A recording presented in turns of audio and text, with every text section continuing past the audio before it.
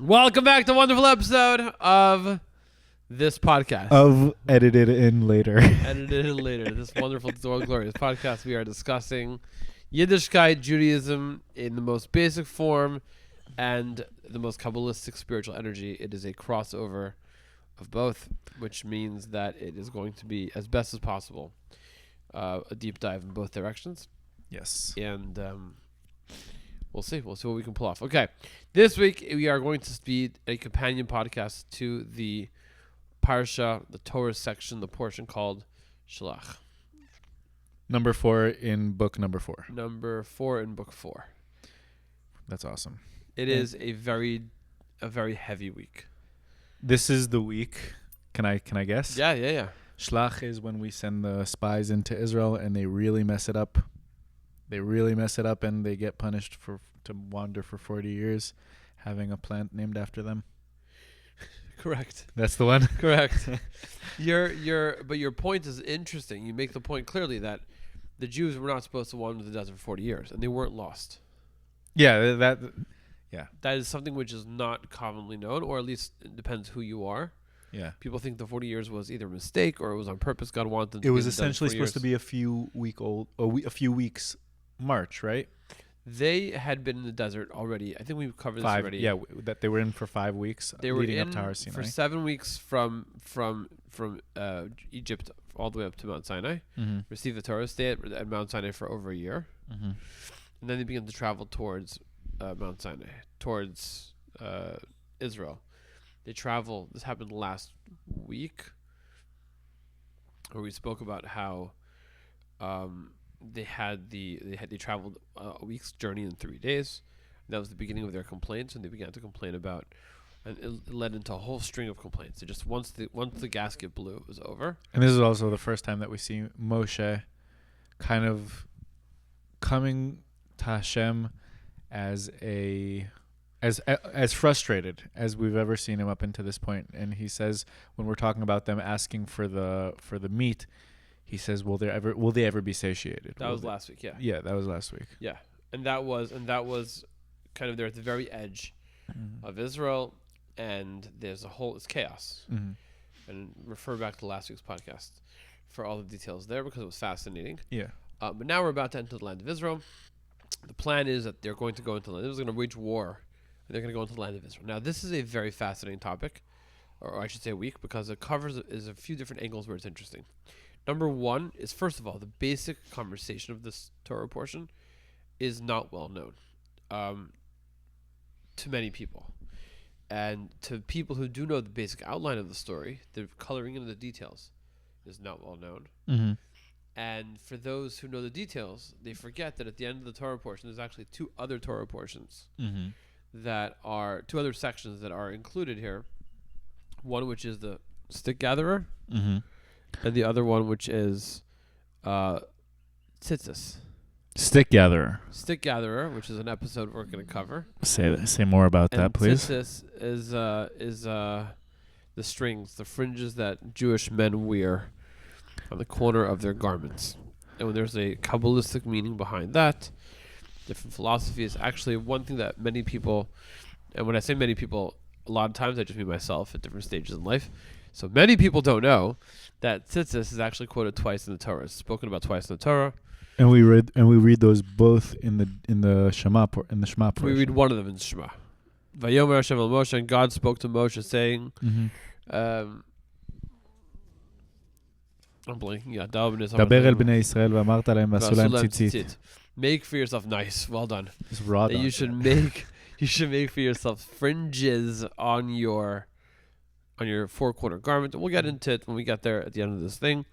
But it's in the end of this Torah portion. Again, people being me, don't realize that it is the end of this Torah portion because of the airtime. I think we mentioned this in one of the earlier episodes. Yeah. Where this is a fundamental challenge when it comes to having a certain amount of text that we read every week for the Torah portion. Suddenly, the beginning gets a lot of airtime, and the end, people forget that it exists. But you just don't know it's there. You didn't realize. So tzitzit, the tzitzis, as we say in Ashkenazi Yiddish, Jewish tzitzis. You're wearing your tzitzis. So your tzitzis are at the end of this week's Torah portion. The Torah talks about tzitzis also in Deuteronomy. Gedilim ta'aselach. That you should also make gedilim, growths, which is the fringes. Same fringes, same tzitzis. And there's Kabbalistic readings about that, but we'll leave that for a deep dive into tzitzis. Okay, let's get into the story over here. Okay. The chapter is chapter 13. The stage is edge of Israel. Very bottom, very south of Israel. They're south of Israel, yes. I have a question. Yes. I raised my hand. Because this is something that I thought about. So Har Sinai is clearly in the Sinai desert, or at least I would imagine it is. Not that we know where Har Sinai is. But in 40 years from where we are in the story, when they cross over to Israel, they're going to cross into Israel from a very different spot. Yeah. From Ever Hayarden HaMizrachi. Yeah. Meaning from the east side of the Jordan River, meaning what is today modern Jordan. Yeah. And so were they originally supposed to cross in from Sinai, or would they have gone in anyways through Jordan? Solid question, because, spoiler alert, this is a focus of the Torah's narrative of the Jewish people going into the land of Israel when they are finally ready, which, again, spoiler alert, this is going to be in 2 weeks. In the Torah portion of Chukat, that Torah portion, we have the jump scare where suddenly 40 years go by and it doesn't say anything. Really? Right? It's like, boom, here we are. And then it says, by the way, Aaron passes away. And we know that happens at the end of the 40 years. Wow. He passes away a few months before Moshe. About 8 months before Moshe, give or take. And part of the Torah's narrative is a whole conversation about how the Jews start off wanting to travel into the land of Israel, and they're trying to come from the south. They come up against the nation of Edom, and they ask them for permission to pass through. They say, we'll stay to the highway, Derech HaMelech, which I think is a beautiful concept, which we think of this as a very, very primitive time. Biblical time is almost like prehistoric, right? Yeah. Like what even existed then? What even happened then? They had a Derech HaMelech, which means that they had side roads. They had main roads. They had primary, whether it was fully paved or partially paved roads. It was a main road. That was considered the King's Road. By the way, debunking the thought that the Romans invented the road. Just interesting. Yes. Yes, very interesting. And they say that we're not going to turn off on any of the sideways. So it was basically an interstate highway system. And they say we would like to pass through. Moshe sends a message. The king says, get out. I don't want to talk to you. And God tells them go around. And eventually they try going in all the way up. Eventually they come across a nation that God says, you're allowed to attack this nation. Everyone else said no. Edom, Moab, Ammon, Moab said no. And then Midian is not even like that close, but Midian was involved somehow. And then they come up to the top, and then there was this nation called Amori, and Og Melech HaBashan, Sichon Melech Amori, the 2 kings that were up there, and they were very powerful, but God said you're allowed to attack them to make your way through. They sent messages also to them. Please let us through. We're not going to bother you. And instead of responding, they came out with full force, armies full force. And God was like, no, that's not. No, God was like, exactly, that's the point. You should fight them because I want you to take the land. Yeah. And that's what happened. And this is the part of land, and correct me if I'm wrong, but this would eventually be the area where God and half of the Reuven, Gad, and half of the Menashe tribe would end up settling in Harei Gilad. Would eventually end up being called Harei Gilad. On the eastern side of the eastern side of the Jordan. Very good. Okay. Which today I think it roughly is equal to the very north part of Jordan. Yeah. And the south part of Syria. Yes. It's like the armpit of the Golan Heights and the Jordan Valley. And but it extends pretty far. Yeah. It's pretty. Yeah. There are a lot of, if you go to Beit She'an in that area, you have a lot of, so it was something Israel and over the centuries, whether there were or weren't Jews in these specific areas, something that's very cool. And this is way off topic because there's a very good example for how good it is. Names were preserved. So you have a lot of like little like streets up in that area in the Jordan Valley area called Gilad. You have a lot of it's known that the Gilad Mountains are on the other side of the Jordan Valley, and they're now in in what would be today modern Jordan. Were they named for you? I was named for them. Clearly. So the Gilad in modern Hebrew is translated loosely into everlasting joy. What it was translated to in the Bible is Gal Ed, meaning a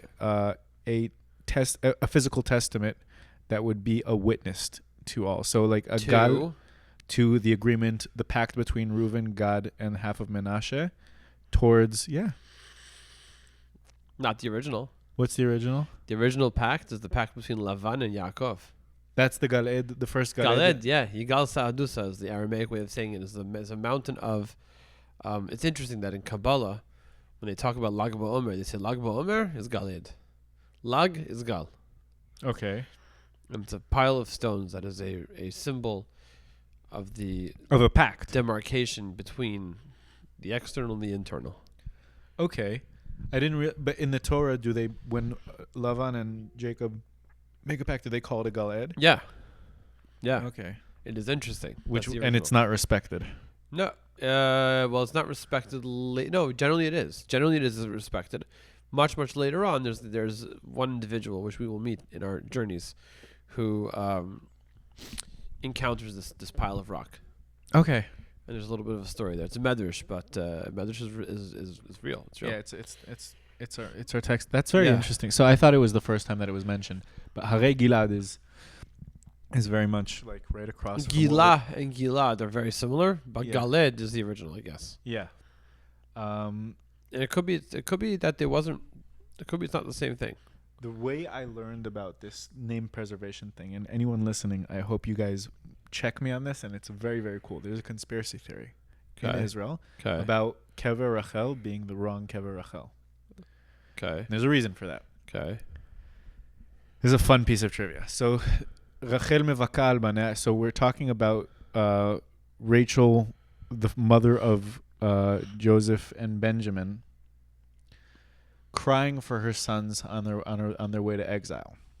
Thing is, give context. Okay, so there's a beautiful quote of Rachel from her grave crying for her sons on their way to exile. Where's the quote from? Where is the quote from? Yirmiyah, I believe. The thing is, her two sons are Benjamin and Joseph, meaning Ephraim and Menashe, because those are the two tribes that come out of Joseph. He's the only son of Jacob that has his sons take the name of a tribe instead of the actual son himself.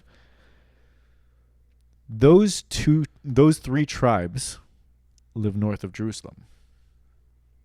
Yes. So you're right and you're wrong. Where did Benjamin live? Benjamin lives just north of Jerusalem. Just north of Jerusalem. Very good. Just north of Jerusalem. Ephraim and Menashe are much north. Much more north. Correct. But Benjamin is Jerusalem and north. For those who don't realize, the Israel map. Yeah. Jerusalem is in the southern section of Israel. Yehuda was the only tribe that was more south of Jerusalem than Jerusalem itself. Judah, in other words, which is the nation that... What is today Judea. Which is Judea, but Judah is also the tribe that produces the kings. The kings all have to come from the house of Judah. They were the only tribe that lived south of Jerusalem, which in English means that Beersheba was one of the southernmost cities of Israel, which means that today Eilat and much of the Negev is actually not part of biblical Israel. Yes. Which is fascinating. And it also is very meaning important that the 12 tribes walked through what is modern day Israel to get to Israel. Yeah, very possibly. They had to go through the Arava. Correct. Well, it depends where Edom was sitting. But yeah, the spies went through Israel itself, for sure. But yeah, they went through modern... So anyhow, just to finish off the thought, what was interesting about this is no matter what galut we're talking about, whether it was Bavel, whether it was Paras, whether it was Rome, they were mobilizing either east or north. Meaning that even if we're just talking about Benjamin... I'll push back. No, I'll push back on that. I'll tell you why. They were mobilizing. They were moving towards Babylon. Mm-hmm. The question is, what was the direction that the road took from Jerusalem going to Babylon? But we have those roads. Were those roads from Jerusalem north? Probably. You think so, or Yeah. you're assuming so? I'm assuming so, and here's why. Yeah. Kol barama nishma. All right, that's the basis for this conspiracy theory, and I'm very interested in Why it. Ramah is a different area? So Rama Yeah. is a Palestinian village today in Binyamin, meaning just north of Jerusalem. Okay. And there are a bunch of archaeological sites that nobody has access to Interesting. and are being very heavily Guarded. not, like nobody's going in there to dig basically right now. Right. And it There's would a make a thought. lot more sense that Rachel mevaka al banea kol barama nishma is they're talking about the city of Ramah, which the Arabs have preserved plenty of names of cities for us, including Yericho, and a bunch of other ones, or Bethlehem. Like these are all Hebron. These are all Right. cities that over the years both Jews. Hebron is actually specifically one that Jews have helped preserve as well. Right. But a lot of these places are names that the Arabs have helped us preserve by just calling it what it is for 2,000 Right. years. So if they preserve the name Ramah, coming from a city that used to be called Ramah, Interesting. and it's in Binyamin, which is north of Jerusalem, which means that as Binyamin are leaving, Rachel is crying over her son. It's That- going through there. Interesting. So there's two questions, 'cause I don't know enough to argue with you on this. There's two questions to ask. Number one, Ramah or Kol Ramah Nishma generally is translated as on high, Yeah, on high. meaning in heaven. Now, I will point out that this entire thing, we alluded to a very interesting and fascinating story Mhm. about, I'm going to explicate specifically what our question is, not the answer. Mhm. You alluded to a story of Yaakov having more than one wife. Yes. You alluded to the fact that she is not buried with Jacob in the place that he was buried with everybody, with all the rest of the family. Mhm. You alluded to the fact that she's crying for her kids. There's a fascinating and powerful story, which honestly, if I felt that we would have enough time to dive into everything, this is a fascinating segue. Mhm. We'll get back to her. Rachel crying for her children, why God listens to her, and God replies to her. This is the prophet tells us that God replies to Rachel and says, "Dry your tears, I will return your children. Mhm. I will return the children to you." Why does he listen to her, nobody else? Why? Okay. You're tempting me. I'm a musician. I know the song. You're tempting me. You're very much tempting me. Okay. What's the story? So Israel goes into Galut. Very nice. But why? Okay. So Yaakov marries four women. 4 women.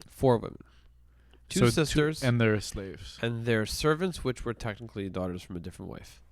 They were Okay. like, their father had a mistress wife, which was like a half wife, a kosher wife. And that mistress wife was the mother of these two girls. They became kind of servant girls-ish, Mhm. and then they end up marrying. So Yaakov marries all four. Long story. How? If you want to know, go to Genesis, Parashat Sh'lach. Mhm. Not Sh'lach, Vayetze. Mhm. Yeah.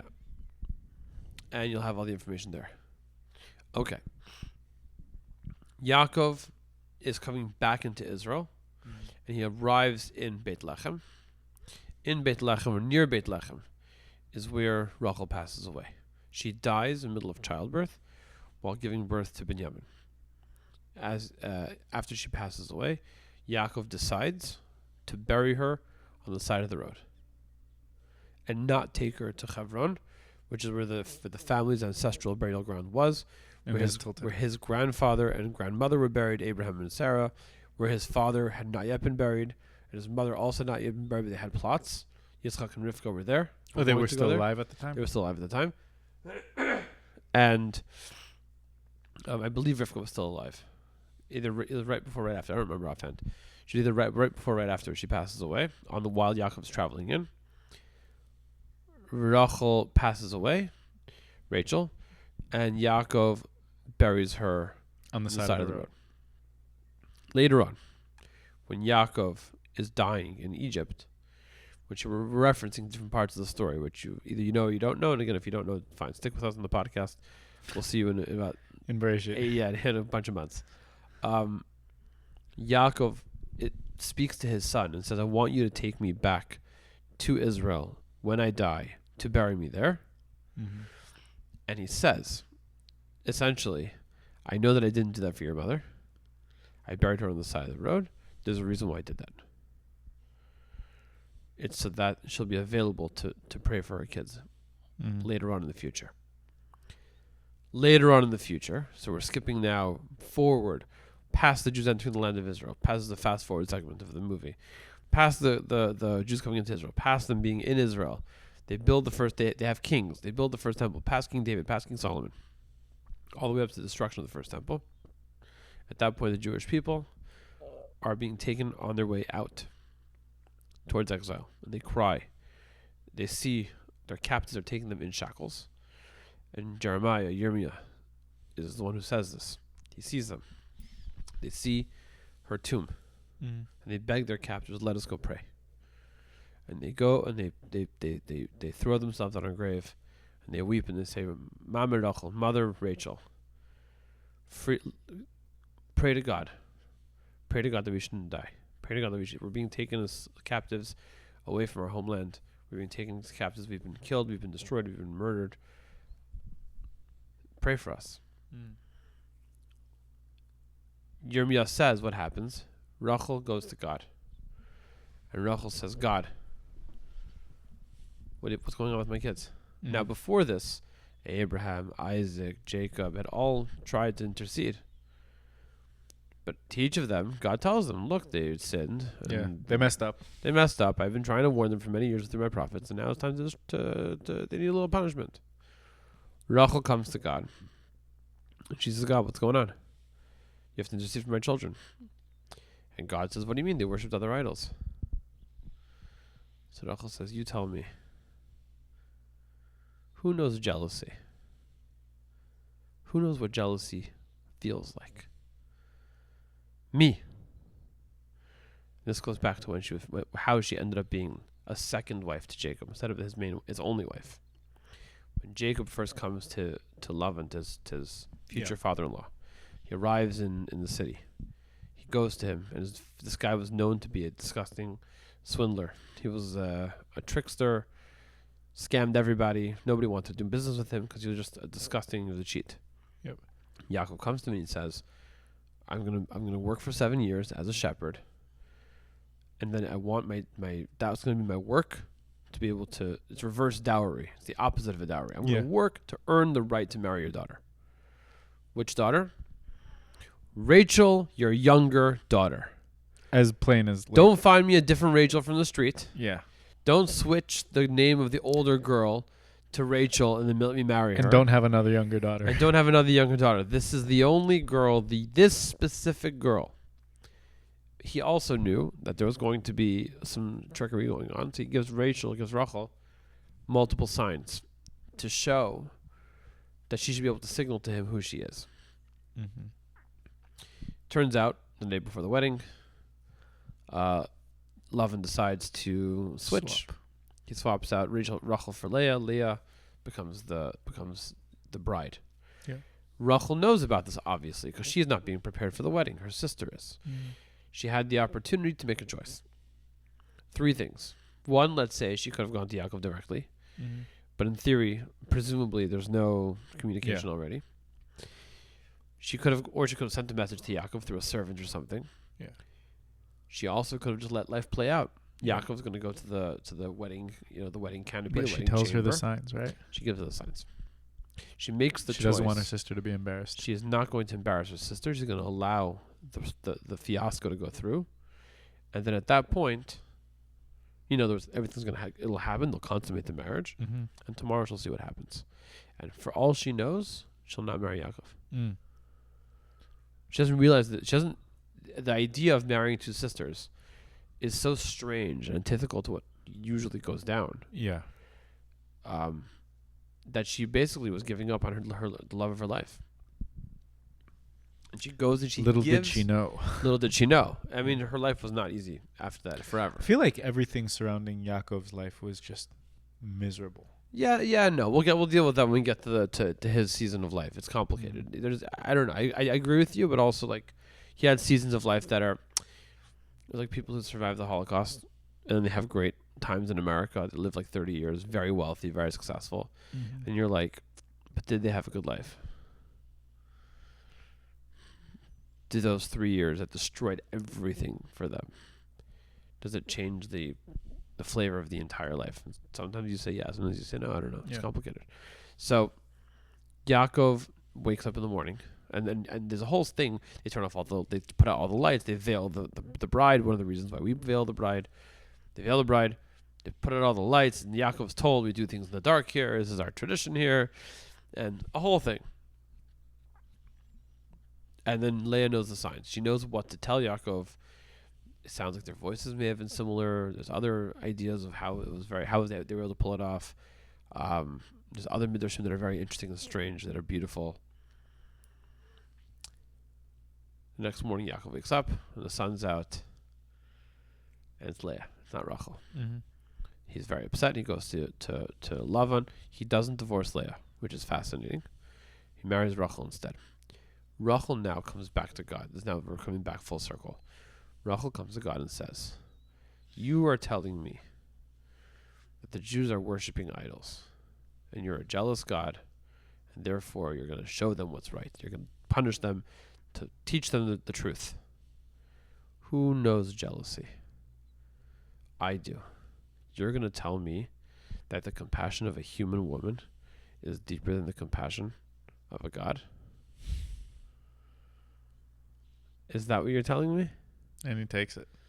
And God says, dry your tears. For you, I will bring the children back. Powerful. It's incredible.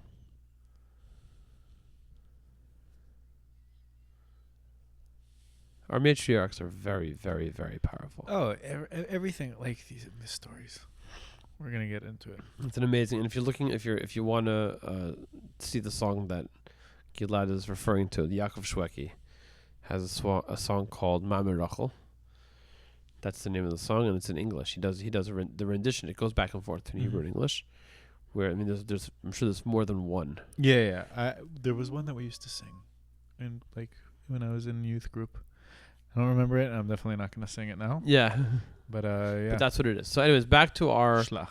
Back to what we're talking about. So coming full circle. So the question of the other reason I was going to push back on the question of knowing where she's buried is because a lot of the sages that we currently know where their bodies are buried, where their kvarim are, where their holy graves are, is because the Arizal.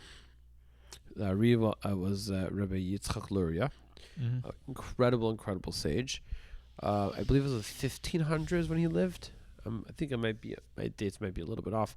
Thank God for Google. Just Google exact date that he was there. And the Arizal, Ari was Adonenu Rabbi Yitzchak, and then Zal Zichrono Livracha. So the Arizal was an incredible sage.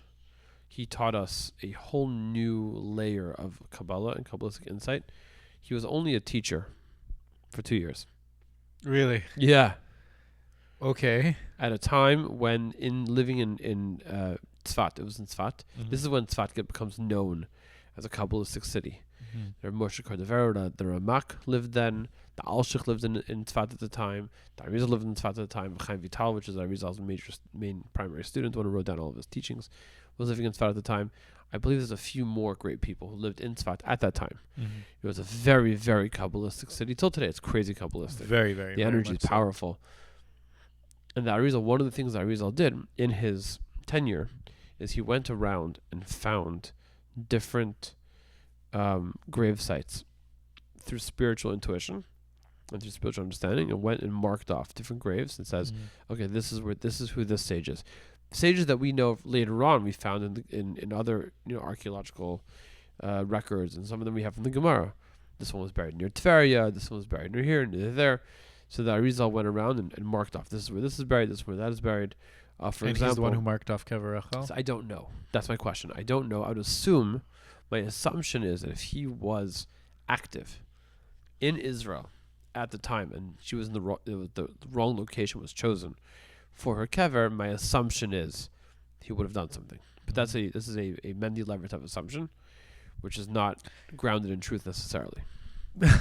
Yeah, I But trust your assumptions. he was though. very, very active in northern. He lived Tzfat is in northern Israel. Yeah.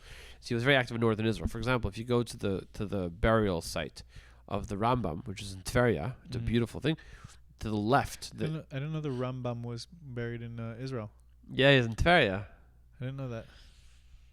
Beautiful, beautiful spot. Okay. Very, very nice. Now they have a mechitza that is there over the middle of the grave, which I'm sorry, but I am allowed to be as sacrilegious as I want on this podcast, correct? Correct. That mechitza is an idiotic thing. I'm sorry. Why?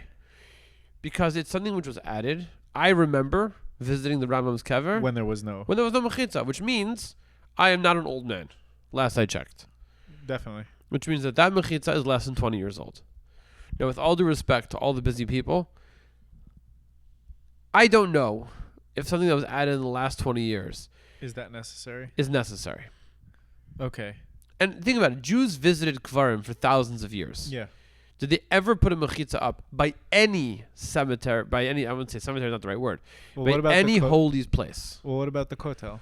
Kotel is a davening place. It's a place of Okay. prayer. But people don't daven at the If you- Rambam's grave. If you pray in a room, this is an interesting Jewish halacha. If you ever go to a Jewish celebration, you see people praying in the corner.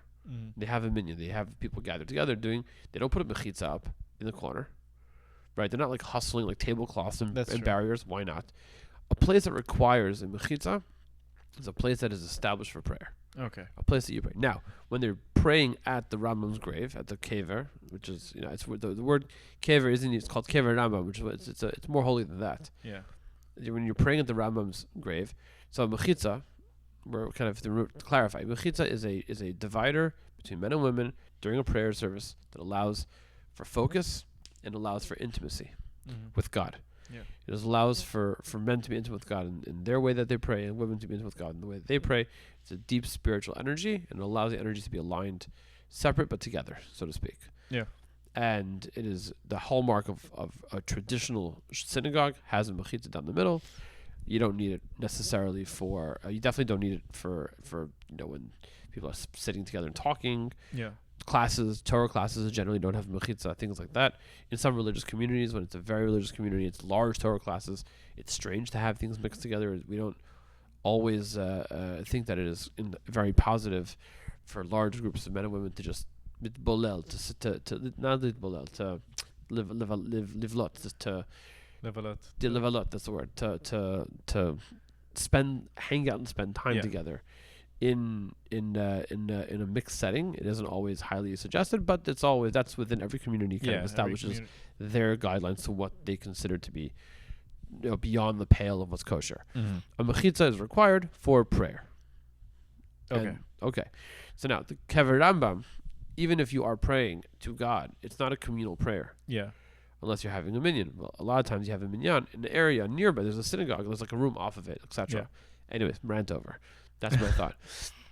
So that mechitza, I think, and it's incredibly ugly because it goes down the middle, and the whole beauty of the space, they made a very beautiful tomb, which is like a half circle.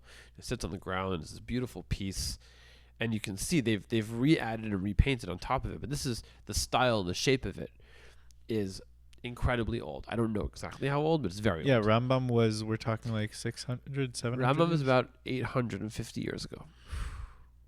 That's a long time. And, so what was I saying? The Rambam, so there's a cemetery right off of the Rambam. We have Rabbi Akiva and a few other sages that are there. We know all those sages. Rabbi Yochanan ben Zakkai, I believe, is in the same one. All those sages were picked out by the Arizal. He went around and he says, here's this person, here's this person, here's this person. And ever excavated or never? No, God forbid. People daven there. People pray there. It's very cool. You go to visit the Rambam. So people go to visit the Rambam. I went there to visit the Rambam. You turn around, you're like, 1 second, Rabbi Yochanan ben Zakkai? What's up? Haven't seen you in a while. Wow. It's really cool. It's really, really cool. I can't believe I've never been there. and they have a whole system where there's like, because the Rambam wrote a beautiful book called Mishnah Torah, which is the 14-book series of Jewish law. One of the first to do such a thing in the entire history of Judaism. There's reasons why we'll talk about later. But the Rambam, they designed the walkway up to his kever, his grave, to have those pillars. There's 14 pillars, 7 on each side. Each pillar has, I believe it's with metal, if I remember correctly, the name of each of the book. You have one of the books. Wow. On it. It's like it's made to have water flowing down it, but Israel's in perpetual drought. So I believe they've already changed some aspects of the sculpture because they realized that it's never going to be on. Wow. But it was theoretically, it's this beautiful like water flowing from the top, coming down the sides of the stairs. It's very, very nice. It's incredible. Yeah, it's beautiful. It's like a atrium. It has like an atrium feel, and there's fakakta mechitz in the middle. Anyways, but it's beautiful. It really is really beautiful. I mean, I remember I was there when we celebrated the finishing of the study cycle of the Rambam, which we do every year. I was there to celebrate that when I was in yeshiva in Israel, and it was cool. It was very cool. Just that packed. Sounds very powerful. Yeah, very, very cool. Coming back to Sh'lach. Let's keep bringing it back. We'll bring it back. Bring it in. Okay. What are we talking about? We're talking about the Jews standing on the edge of the desert trying to get into to Israel. The Jews, the language used in the Chumash, in the Torah, is so fun. It says Shlach lecha, which means to translate send for you. Mm-hmm. What does send for you mean? What is he saying? Send for you spies. Mm-hmm. But essentially, the plan is there's going to be one spy from each of the tribes is going to go into the land of Israel. They're going to do a full route, check out the entire land, come back, tell the Jews what's going on. And was the sending of the spies, was that initiated by the people or by Hashem? Oh, so that's why. This is why it's so interesting. Mm-hmm.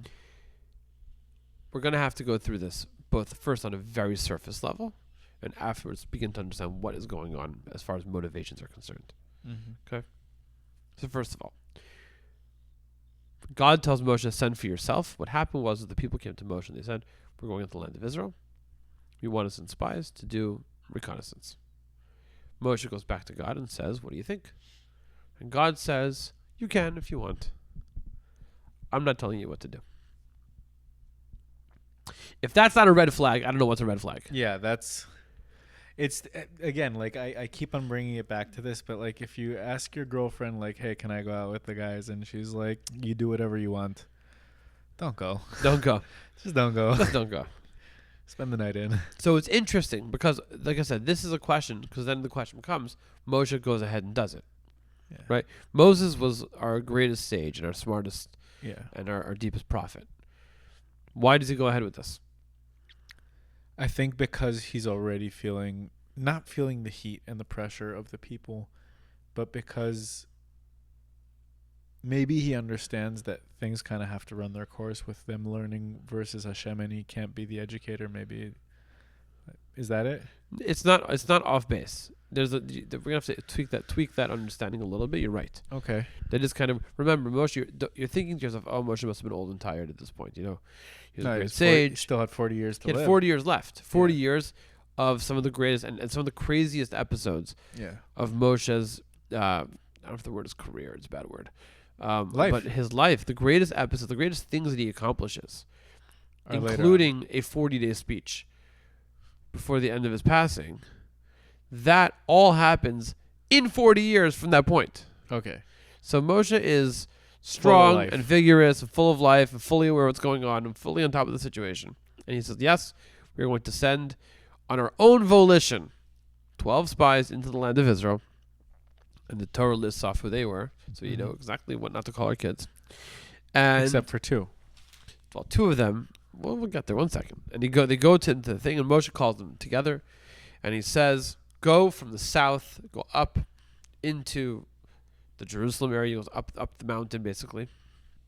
He says, see the people, if they're strong, if they're weak.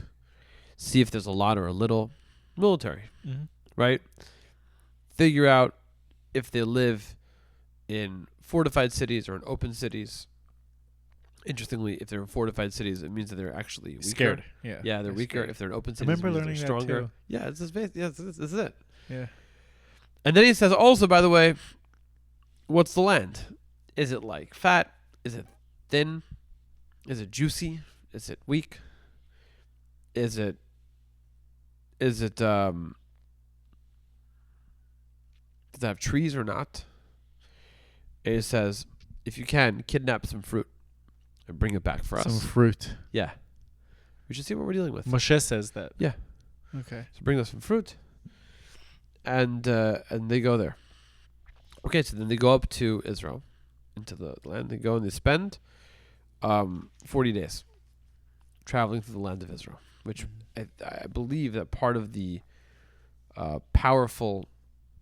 interesting things that God does is that God makes that their trip should be a little bit shorter. It should be 40 days long because he knows if this goes bad, I'm going to punish them with 1 year for each day that they're traveling. Let's keep it short. It takes them a month. So, but think about it. The Jews were sitting at the edge of the desert for 40 days, a month and 10 days. Yeah. Just waiting to see what happens. They go there, and who do they find? They see a few things. First of all, interestingly enough, Moshe has a bad premonition about this whole thing.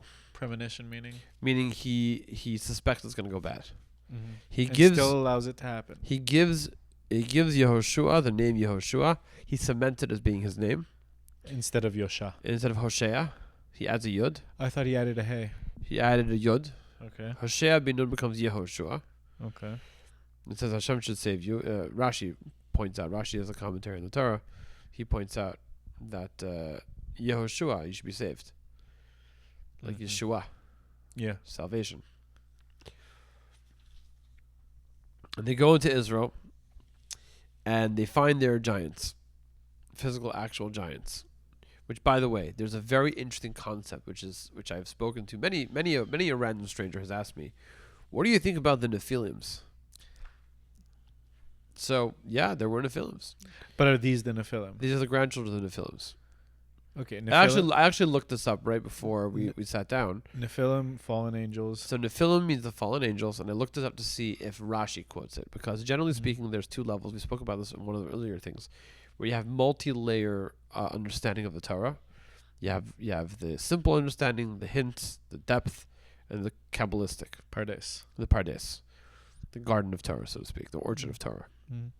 I wanted to know if Rashi was the master pshat, the most simple level of Torah commentary. Mm-hmm. If he includes anything, then we can say that on the simple level, that's how it went down. Yeah. Meaning there are metaphorical stuff that would happen as well. Yeah. Right? I'll give you an example. Moshe being 10, we'll get into this later, but Moshe being about 15 feet tall. Figure. 15 feet tall. Is it figurative or is it real? Figurative.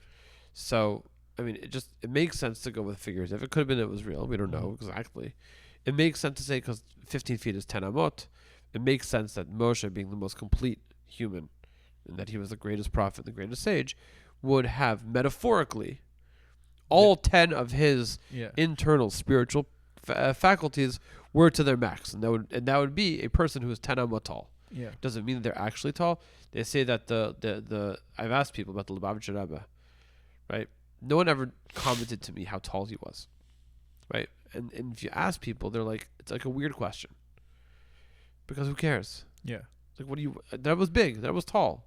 It was great. And you walked into his presence, you felt overwhelmed because of the greatness of just looking him in the eyes, looking him, speaking to the Rebbe. It was very, very, very powerful.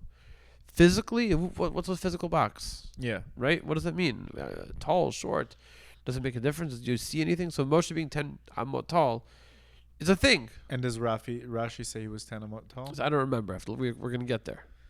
So what does Rashi say about Nephilim? He mentions them. He mentions them. He says, B'nai the Nephilim. I looked it up. He says these are the children of the fallen angels. I'm looking for the names. The fallen angels that doesn't mention here. Mention it later on. They speak about it. Where is it? I have like so many questions right now, but I know how far off topic it will get. So the Nephilim, I'll give you in short what the Nephilim are. Yeah, there we are. If you want to look this up, it is Rashi on verse 33, chapter 13. Rashi points it out. He says they were giants, children of Shemchazai, Va'azael, two angels who had spoken to God at the time when God created the world, and it was dealing with the pre-flood. The people were beginning to be corrupt, and they turn to God and they say, "These people are a mess. We told you not to create humans." And God says, "That's the challenge of the animal soul. That's the challenge of existing in a physical space." And they say, "Yeah, if we were there, we'd do better." God says, "Sure, no problem." And see, they're the fallen angels. They fall down. Those are the two. Yeah, they don't rebel. It isn't a rebellion in the sense that a lot of I've heard this third hand, fourth hand from people like, "Oh, they rebelled against God and God cast them out of heaven as a punishment to go on the earth." That's not our tradition. Our tradition is that they challenge God and they say humans are corrupt, and God says you're going to be more corrupt, and they say no, we're not. We're better than that. And so God says sure, drops them on earth. Physical forms match their great spiritual stature, and they're giants. How tall is a giant? I don't know. Very tall. Is it 15 feet? Is it 150 feet? They're giants. Yeah. I've heard rabbis say closer to 150 feet. Correct. So a lot of the tradition is that they're very, very tall, which is wild. And then they have children. Their children have children. A big portion of them were wiped out at different periods in time, the different wars. We actually have one of them in the actual Chumash itself. The war fighting when the four kings fought with the five kings, which is important because that's a prelude to the episode of this is back in Bereshit. Yeah, the episode of Abraham going to save his nephew Lot. He goes to war. It's a beautiful story. That's a prelude to that. Why is he going to save his nephew? Because there's these kings who are attacking it, doing a whole cleanup of the whole region. One of the areas that the kings massacred all the inhabitants was this, just to show how strong they were. They went into one of these settlements, these regions where there was a bunch of the giants. They killed all the giants. Oh. So Og was actually a refugee. One of the last ones left. So in Israel at the time, there's a bunch of these children. It doesn't say how many. It doesn't say if it was a few, if it was hundreds. We don't know. But that they exist. There were. And the spies see them. Okay. And they go and they carry out a gigantic bundle of grapes.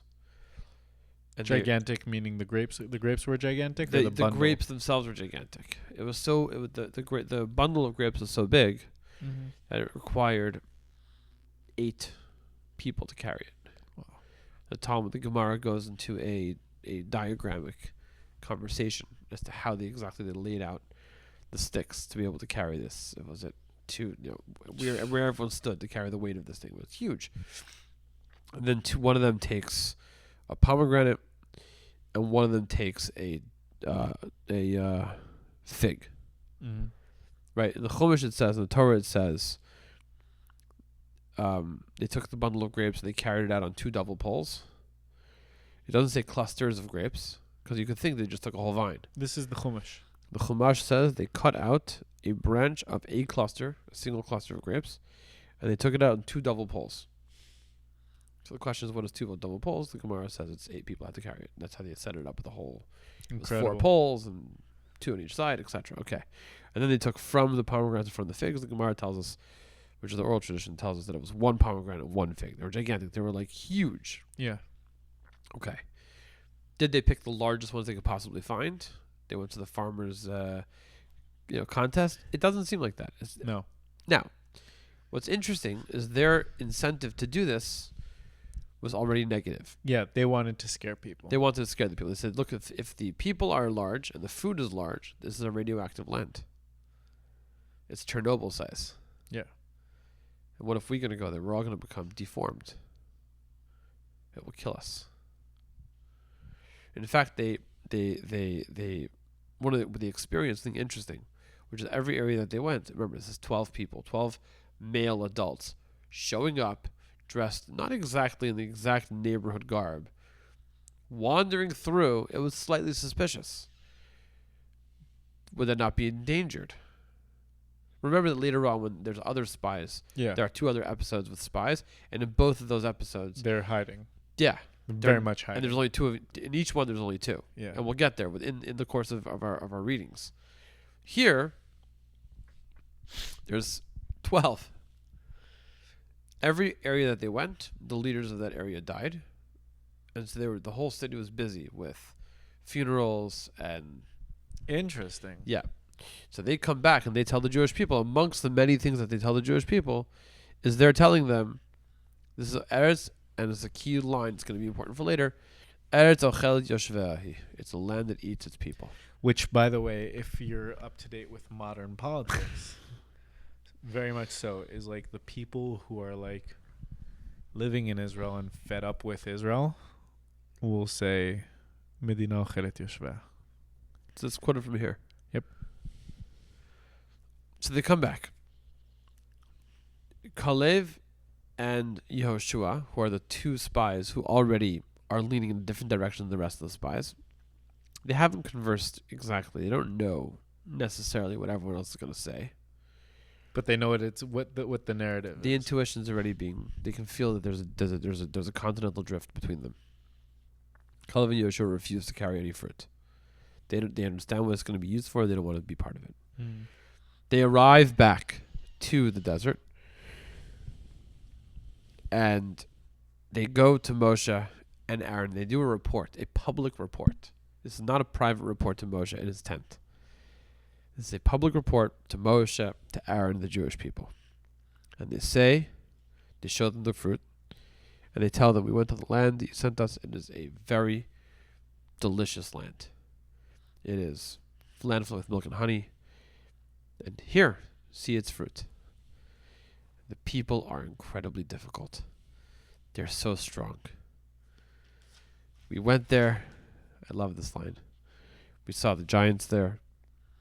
Amalek, who we hate, lives in that land. They hate us. We hate them.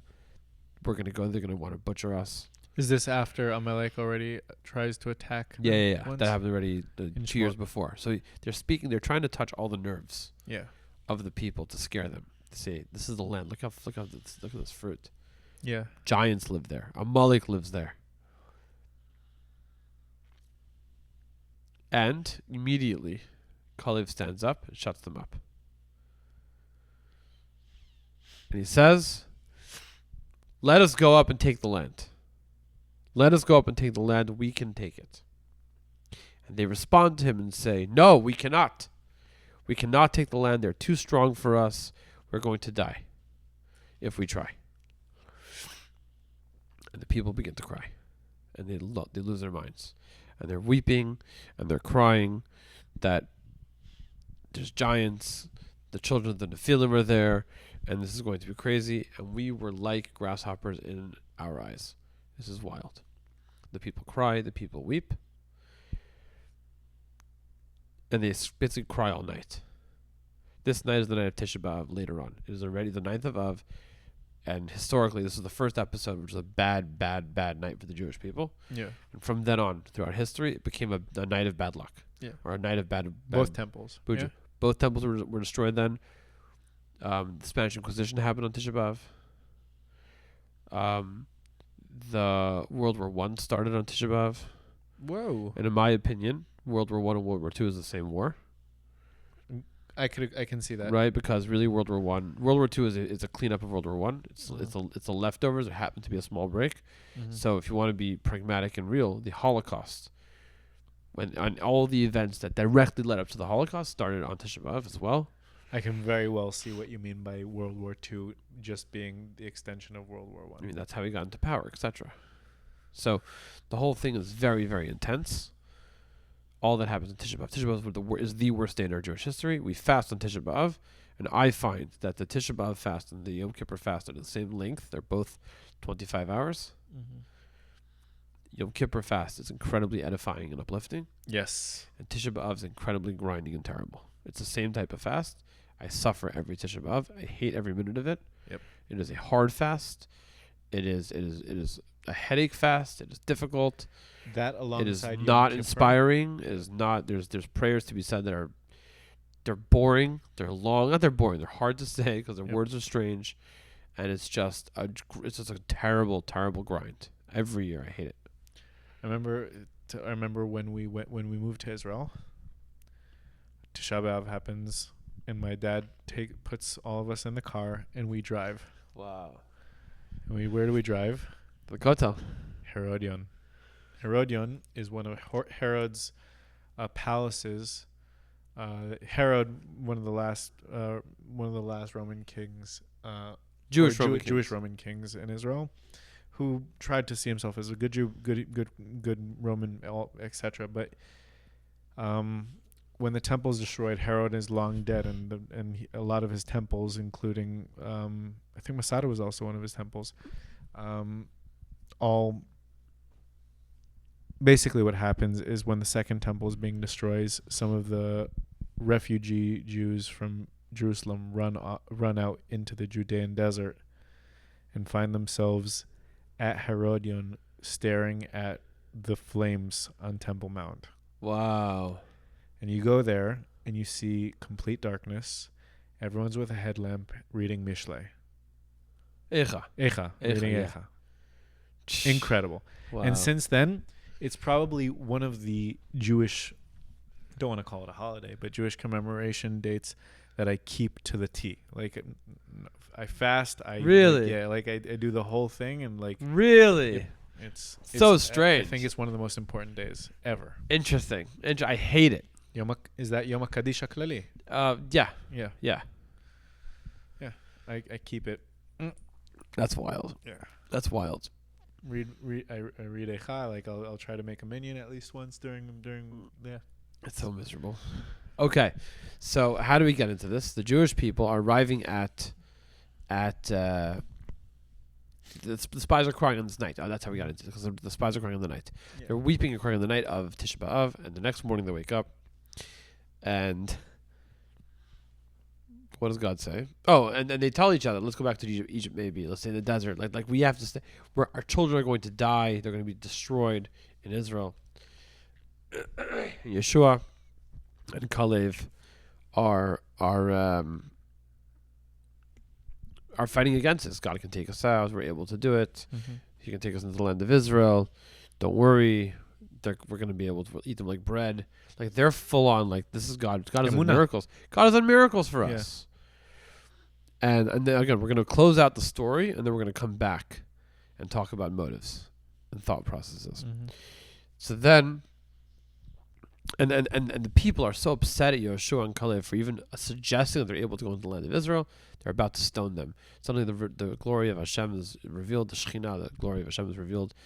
And people are shocked that Hashem is like the revelation of God is here before us, and people fall on their face. And God tells Moshe, okay, I'm done.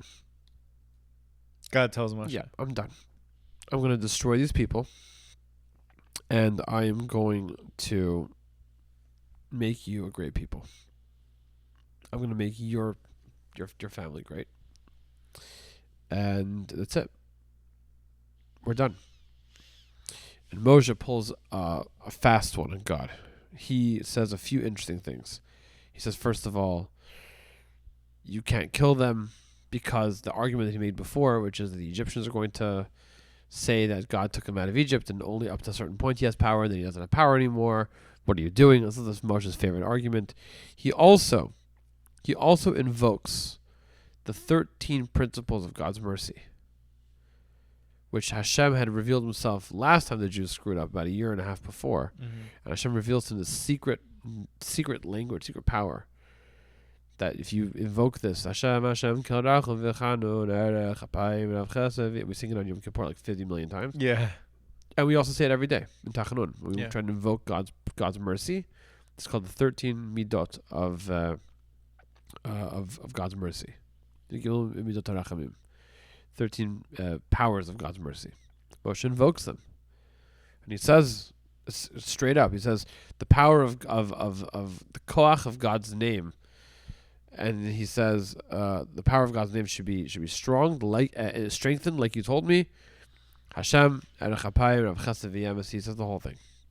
Please forgive these people. even though their sin was great.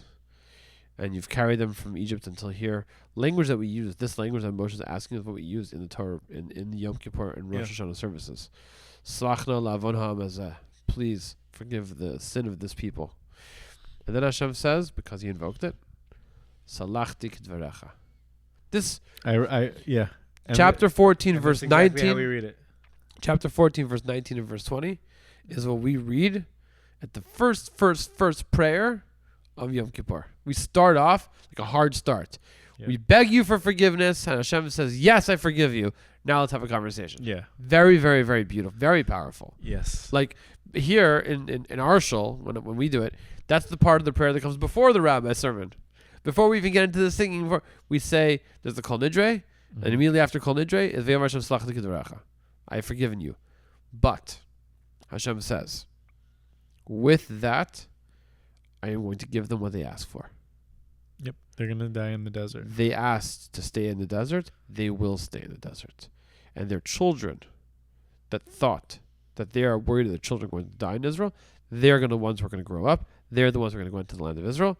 And the language, he says they've tested me 10 times. This is being the 10th one. If you want to go through a list of all 10, we could, but it includes the ones that we mentioned in last week's podcast, all the not having meat and the not having traveling too fast, all the kvetches that they had. He says, I'm done. They're going to die here. And he says, it's sad. He says, tell them, Kalev and Joshua, Yoshua are going to come to the land of Israel, but you and your children. They're the only two in the entire dor, in the entire generation. 2 men. Oh, women went in too. All the women went in. Because the women never doubted God. So I've heard this from a lot of sources that never doubted God. That a lot of the reason that women have less obligations in Judaism is because of the women in the desert. I don't know if it's tied directly, but it's tied spiritually.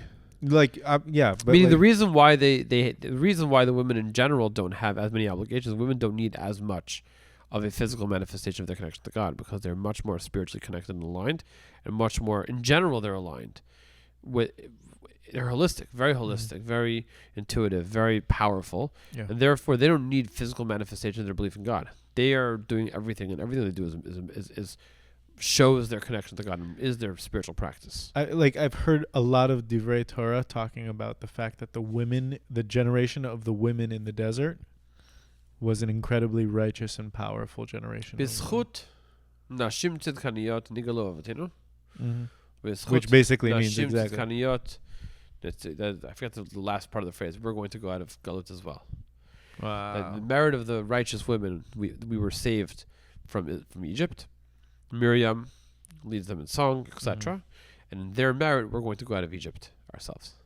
Wow. In other words, we're going to go out of exile now for the coming of Mashiach. Maybe speedily in our days. Amen. We need to get a feminist on this show. With time. Otherwise, they're gonna take it over. It'll be a feminist show and only women. And we'll be the visitors. They'll throw us off. And honestly, not a bad idea. So what happens? God says, you are going to stay in the desert. You're going to die here. Your children that you're afraid of are going to go up into the land of Israel. And the language is so, I use the word visceral. It's so explicit and it's so clear. Your children that you said they are going to be your babies, that you said are going to be lavaz, they're going to be to the captives, the loot. They are going to be the ones that are going to grow up, and I will take them into the land that you have rejected. Wow. This is the language that it says. And your corpses will fall in the deserts. It's poetic. It's poetic. Sad. It's sad that this is where it comes out. Like so it is so. Your children, again, repeat it again. Your children, you are going to travel through the desert for 40 years. One day, for every day that you spent. Again, I'm not paraphrasing. Yeah, 1 day, 1 year. I'm not really paraphrasing. I'm just translating. Yom lashana, yom lashana. A day for a year, a day for a year. Again, the poetry, the language of the poetry is powerful. Yeah. And God says, a day for a year, a day for a year, or year for a day, year for a day. You're gonna carry your punishment in the desert, and you're gonna know that I have the power to bring you into the land, and I won't. And I'm gonna let you all die here. And then God swears, I have spoken. I swear to this. He swears at the beginning of the speech, at the end of the speech. It's a very, very intense speech. And is this something that Moses doesn't say it, doesn't respond. No, but he says this to Moses, not to the people. He says it to Moses and to Aaron. What? And to Aaron. And to Aaron. Yeah. He says, tell this to them. And what ends up happening is the Jews. So two things happen. First of all, I'm going to give you the historical thing that happens and what happens as a result immediately. First of all, historically, what happens is the Jews back off from Israel. They go back into the desert. And they actually move. They actually move back into the desert, and they spend 38 years. God includes the 2 years that they were in the desert already as part of the count. Mm-hmm. So they spend 38 more years traveling the desert. They don't move a lot. Later on, there are times where they move like a bunch. They're getting somewhere. But in one location, they spend 19 years in one location. So they're not moving around. Every year, on the night of Tisha B'Av, the men that were around the age, I believe it was all the men that were around the age, but it could be all the men in general, would go out into the desert and dig graves. And they would lay down in the graves. And everyone who turned 60 that year died. And they would wake up in the morning and they would see who's left. And they did this for 38 years. Once a year, they would go out into the desert, dig a grave, sleep in the grave. This is Midrash. Yeah. That's dark. Yeah. But also it means that somebody who was like 30 years old, I don't know if he was like, again, this is me asking the question. This is me, Mendy, asking the question. Like, maybe they weren't going out the first 10 years because knew they weren't 60. Yeah. Or it was a random also a little bit. But in general, it wasn't the way that we understand it is that it wasn't random. It was those who were 20 at the time that they rejected the land, lived until they were 60. For 40 years, they lived till they were 60 and died they were 60. Every year, those who turned 60 passed.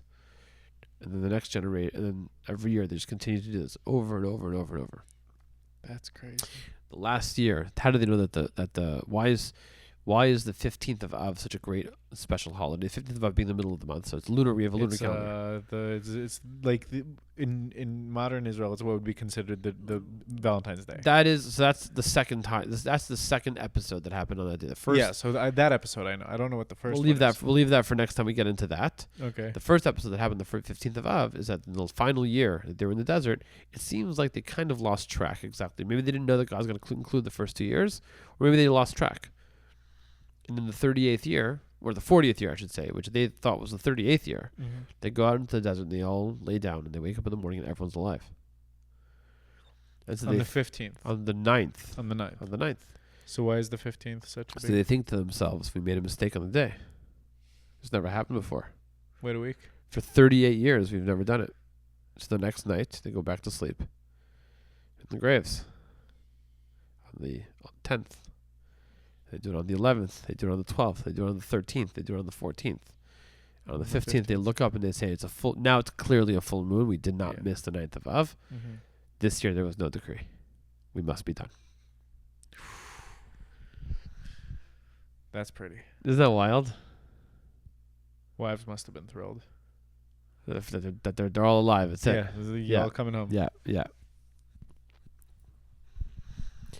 And so... in the desert, the Jewish people, hearing this from God, they're going to, and really, what did God tell them? Exactly what they wanted. Yeah. Exactly what they said. God can't take us into the land. We're going to be destroyed if we go in. And God says, no problem. Sure. What's their reaction? Happy? First of all, completely devastated. Devastated. Okay.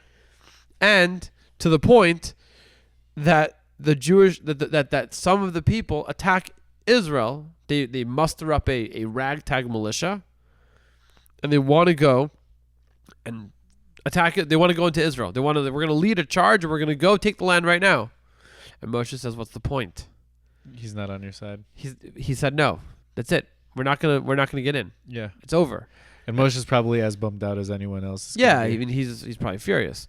And then the Jewish people, the people attack, and they try, and Moshe doesn't go with them into war. The Ark of Covenant doesn't go into the war, and the Amalekites come and thrash them, and chase them, and they chase. It seems like at least the fighting force for sure, but maybe even the entire people, because it says they chased the people all the way back. All the way back until Charma. I don't know if it's just the people. I don't know if people died in that attack or if they just chased them. Probably died. But it was intense. Very intense. Yeah. And at that point, it is very clear. So there's a part that even I didn't know. So even I didn't. But like there's a part that I didn't know. But like, so the Miraglim. So the spies happen. They come back. They do exactly what they're famous for. They screw over Israel. Israel stays in the desert for 40 years. And when they hear that they're going to be staying in the desert for 38 or 40 more years, they're so sad by it that they're like, "Wait, no, we'll go fight for it now." And it's too late by this point, and they get slaughtered or chased by Amalek. Correct. Which is the tribe which is basically the very bottom of Israel. Yeah. Which we mentioned earlier that they're in Israel. And then by the way, the spies die with a gruesome death. Their tongues extend to their bellies, and worms come out of their tongues and go out of their bellies and comes to their tongues, and they die through. It's horrible. Written word or. It says they died with a magifa. Yep. And Rashi tells which us again what that magifa only says things that are very, very based. And he says, yes, they spoke bad about the land, so their tongues are gonna extend into their bellies. Their tongues extended to their bellies. Worms came out of their tongues and went into their belly buttons, and that's how they die.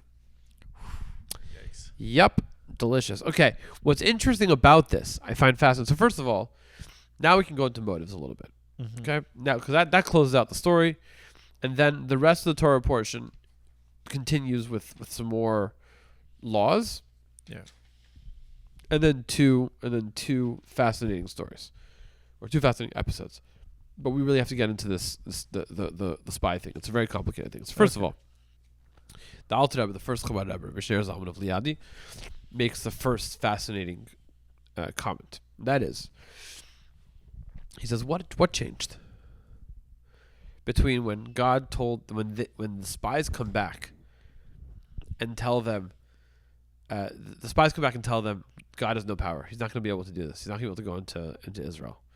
And the Jewish people freak out. And they're like, we're going to die. We're going to go into the land and die. They're going to kill us all. Moshe comes and says, okay, you're all going to stay in the desert, and it's going to be wonderful. Like, oh. And their response to that is? Sad. No, terrible. We believe in God again. Yeah. Well, there was no miracle that God has power. There was no argument that God has the power.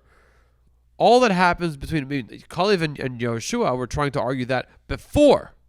And they didn't listen to them. They rejected. They said, God took you out of Egypt. And they said, that was Egypt. That wasn't now. And he says, yeah. God has the power. They're like, that was then, not now. It's all different now. We're in a totally different situation. They're so much more powerful. By the way, just as an aside, this I think is a good thing for us. We live life, and we know we've overcome challenges. And then you come to a new challenge, and suddenly you're like, petrified. I can't do it. Yeah. It's like you did it before. Yeah, but that was different. This is now, and that was then. Yeah. That's in the past. This is the present. It's a whole different story. That was in the present then, and now it's the past, and this is in the present now, and it will be in the past tomorrow. Don't shirk your responsibility, but don't be afraid. But what happened? What changed?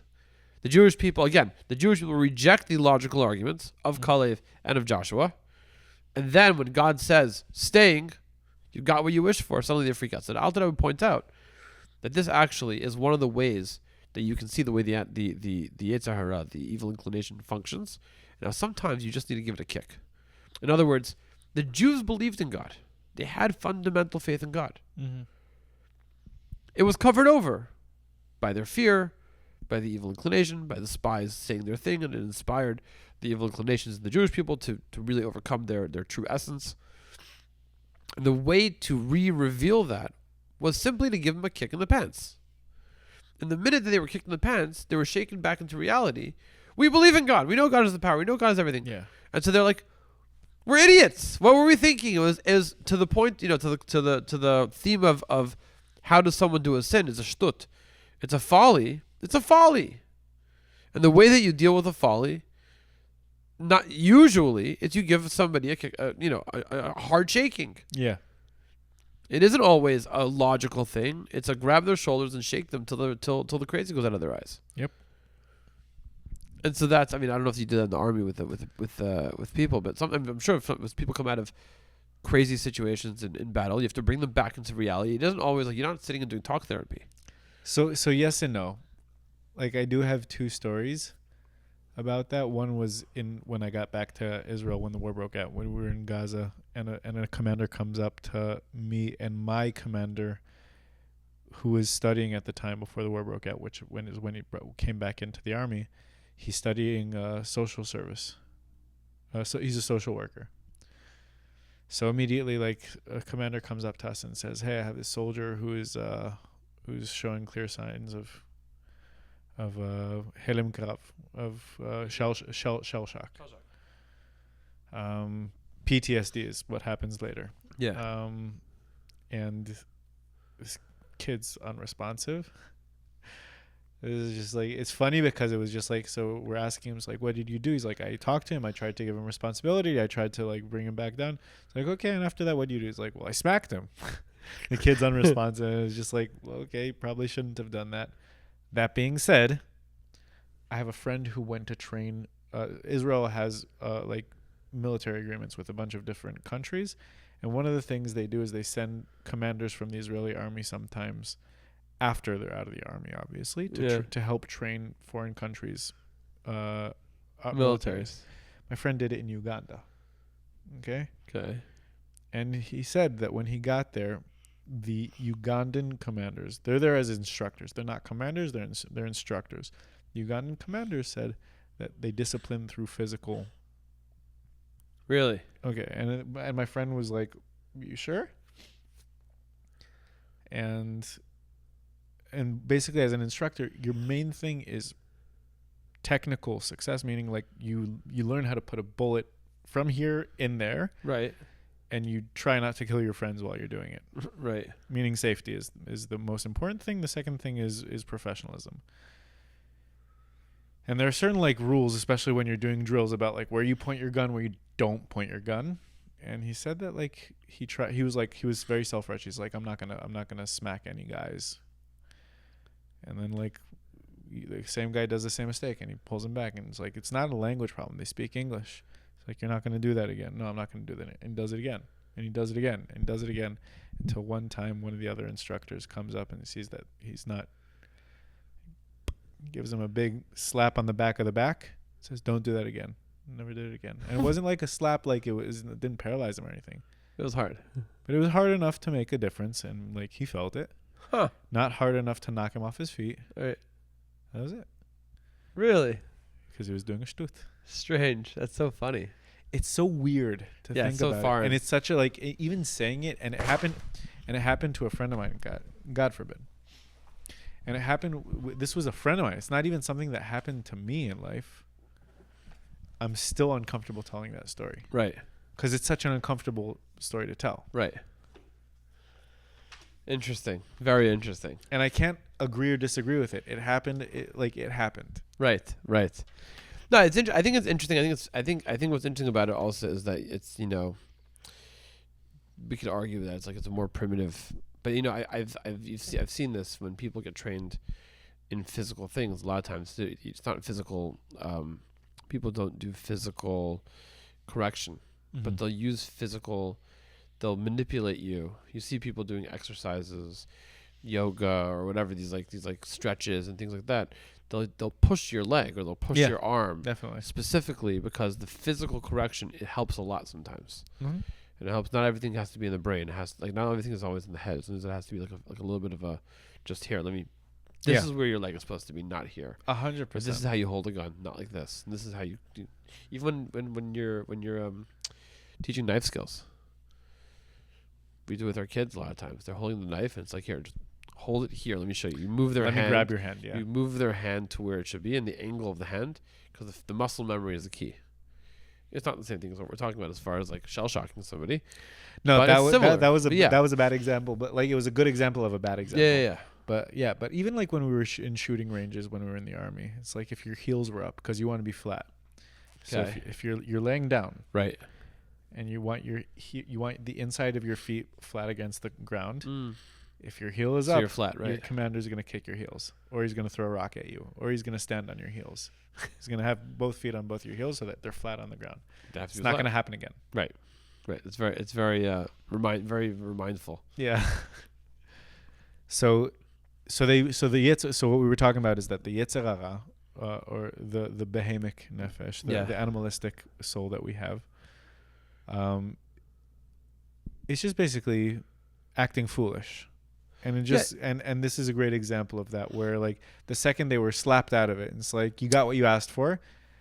I'll tell you what I feel every time I come across these stories in the Torah, where Am Yisrael, says something, they get exactly what they asked for, because it happens all the time. Right.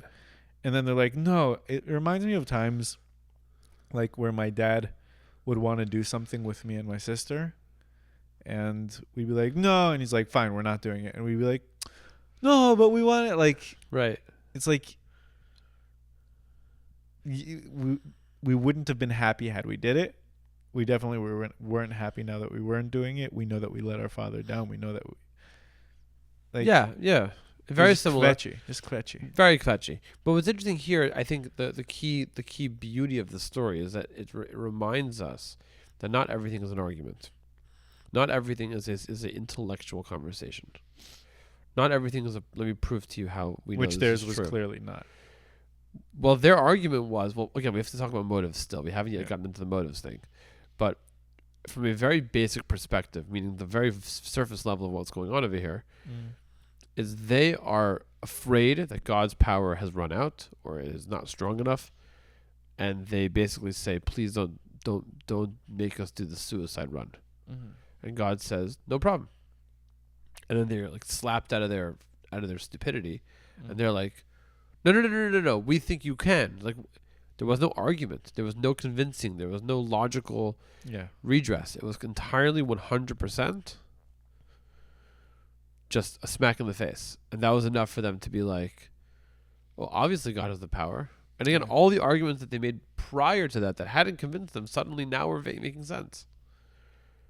Everything that Kalev and Joshua had been arguing to them previously suddenly comes roaring back. And they're like, oh yeah, God has the power. He took us out of Egypt, split the sea, gave us manna, gave us water for the last 2 years, gave us the Torah at Mount Sinai, and sustained us for 12 months in the desert in a just completely miraculous way. We have these clouds of glory around us. We have this fire at night. There's a fire in the temple. We might be on the winning side. It's burning consistently, a godly fire that's burning. We saw God's presence in the temple. Besides for seeing God's presence on Mount Sinai, like, we're viable. This is wild. How do we not? So again, that's what makes this point. When it comes to our own personal lives, sometimes you have to just smack yourself back into shape. Have a conversation with yourself, and say to your animal soul, you disgusting animal soul, what are you desiring to do? Why are you desiring to do that? Do you not know that this pushes you away from God? Do you not know that this is something which separates you from your divine source? Do you not know that this is something which gets in between you and your true self? How could you even contemplate doing such a thing, much less do it? It's a self-smack. Yeah. It's a self... And again, it's not necessarily an argument. Rather, it's what are you doing? You're screaming. Yeah. The Shukas Matuv, the Alter has a... He gets very, very... I don't have the right word is visceral. He gets very, very like explicit in like the you disgusting, selfish, filthy being. It's not self-loathing though. I mentioned to somebody the other day. No, it's definitely not self-loathing. It's not self-loathing. You're not loathing yourself. You're screaming at yourself. Yeah, you're being hard on yourself, which sometimes. But it's not on yourself. Right. It's on the part of you. Remember, you have to remember it's only the part of you that is being foolish. It's not the real you. You ever listen to Shuli Rand? So he's an interesting guy. He grew up in the theater in Israel. I've heard of him. Yeah. Yeah. So he grew up somewhat religious, left religion, went into like the theater in Israel, which is a very like secular seen. Got very successful as an actor, became a musician, and became a Baal Tshuva, and I think he's Breslev. I don't remember exactly which Zerem he's in, but he's very much in the Hasidic community. And he has a beautiful song. He has an incredible album that I'll send you, but he has a very beautiful song called Ben Melech Shasui Me'avanim Tovot. I'm the son of a king made of beautiful stones. Diamonds. And it's about his conversation with Yetzer Hara. Wow. And it's incredible because it's all about that tension being pulled from right to left of him looking at the Yetzer Hara like he's nothing, and I had him. I had him on the ropes, you know? And then that's exactly when the Yetzer Hara gets his might, is when you think you have a hold on him. Right. And that's the pride that you have. And suddenly he comes back with this incredible argument and showing me that he knows me better than I know myself. And all these, it's a brilliant song. I'll send you the song. That's cool. That's very cool. I remember listening to that. There's two sides. It's interesting in the Hasidic. So the Talmud, the Gemara has